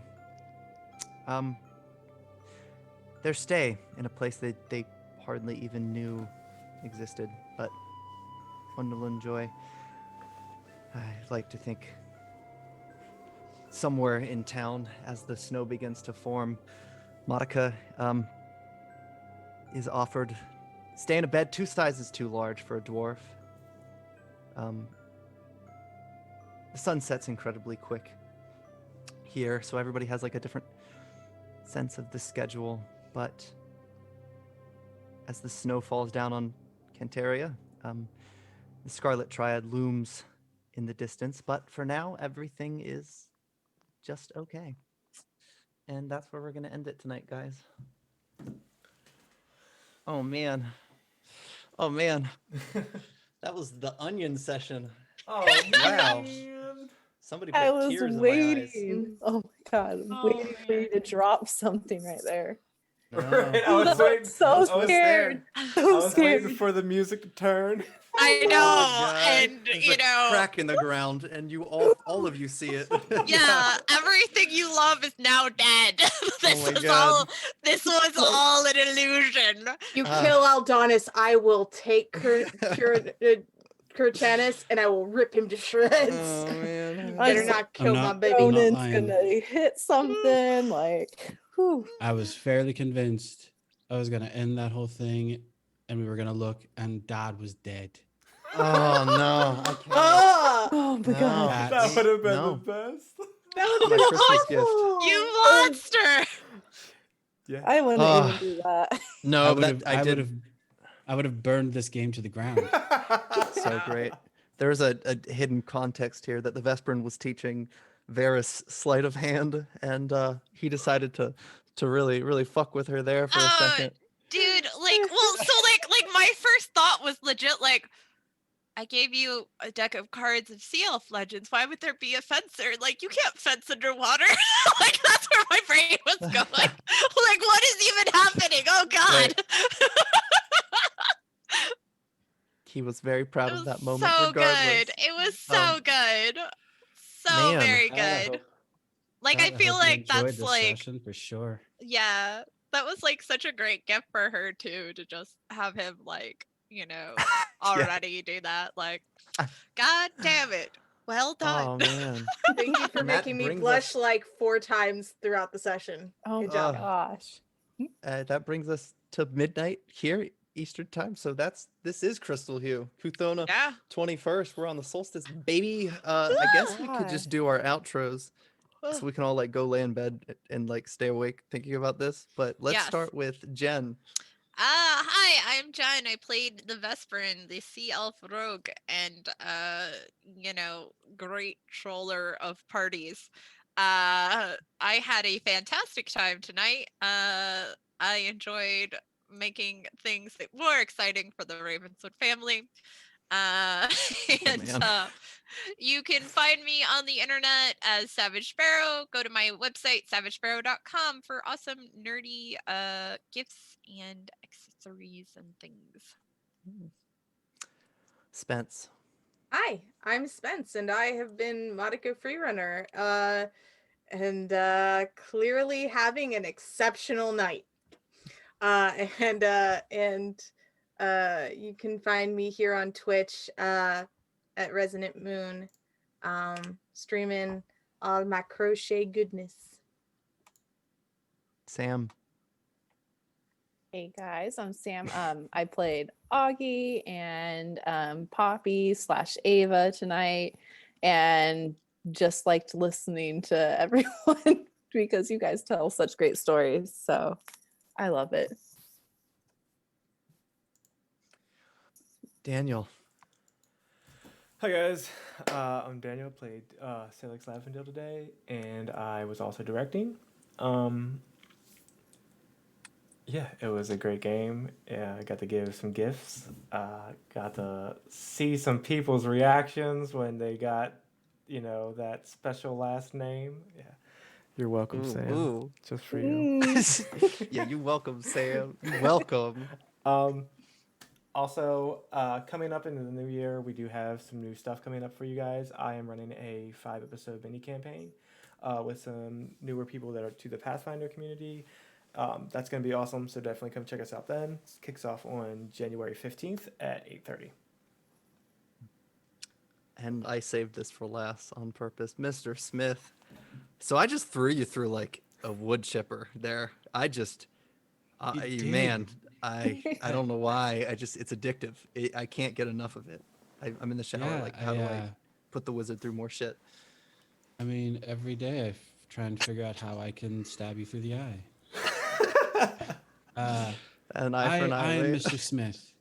I played the formerly guilt-ridden wizard, Rune Ravenswood, who I think has found a little bit of peace in his life for the first time in a decade. So that's cool. Quick side note, Rune Ravenswood created a lot of very customized items for his compatriots this evening. And anyone who is interested in said custom content, we'll make sure that they're posted in the show notes Ooh. for anyone who's interested. And as a special gift to our very own Daniel, I have a weapon relic write-up for Leviathan. Almost like Yes, putting that's that the- crystal in there had an effect. This is the best Crystalhue ever. Oh my god. I feel like I've set a precedent here. So I hope everyone likes their gifts. Absolutely. Yeah, that was a lot to unwrap. If you liked what you saw, this show, we're here every week. It just gets better. It also gets worse in the sense that it gets more torturous. And I promise it's like, in a way, it's like all worse from here. But Yeah, this is one of the better be ones. sure to follow or maybe subscribe. If you like the virtual tabletop, that's Fantasy Grounds Unity. Go to fantasygroundsunity.com. If you're looking for an Excel-based like spreadsheet character manager, that is theonlysheet.com, which we use. The songs were Rock Narden. A couple were Michael Gelfi. And the ambient tracks were Michael Gelfi. You can find links to their Spotify and YouTube in the show notes. But In the doobly-doo. I'm gonna go to sleep. I hope you all had a wonderful Crystalhue. I feel like it's now a recurring thing that I have to live up to because that was great. Good night.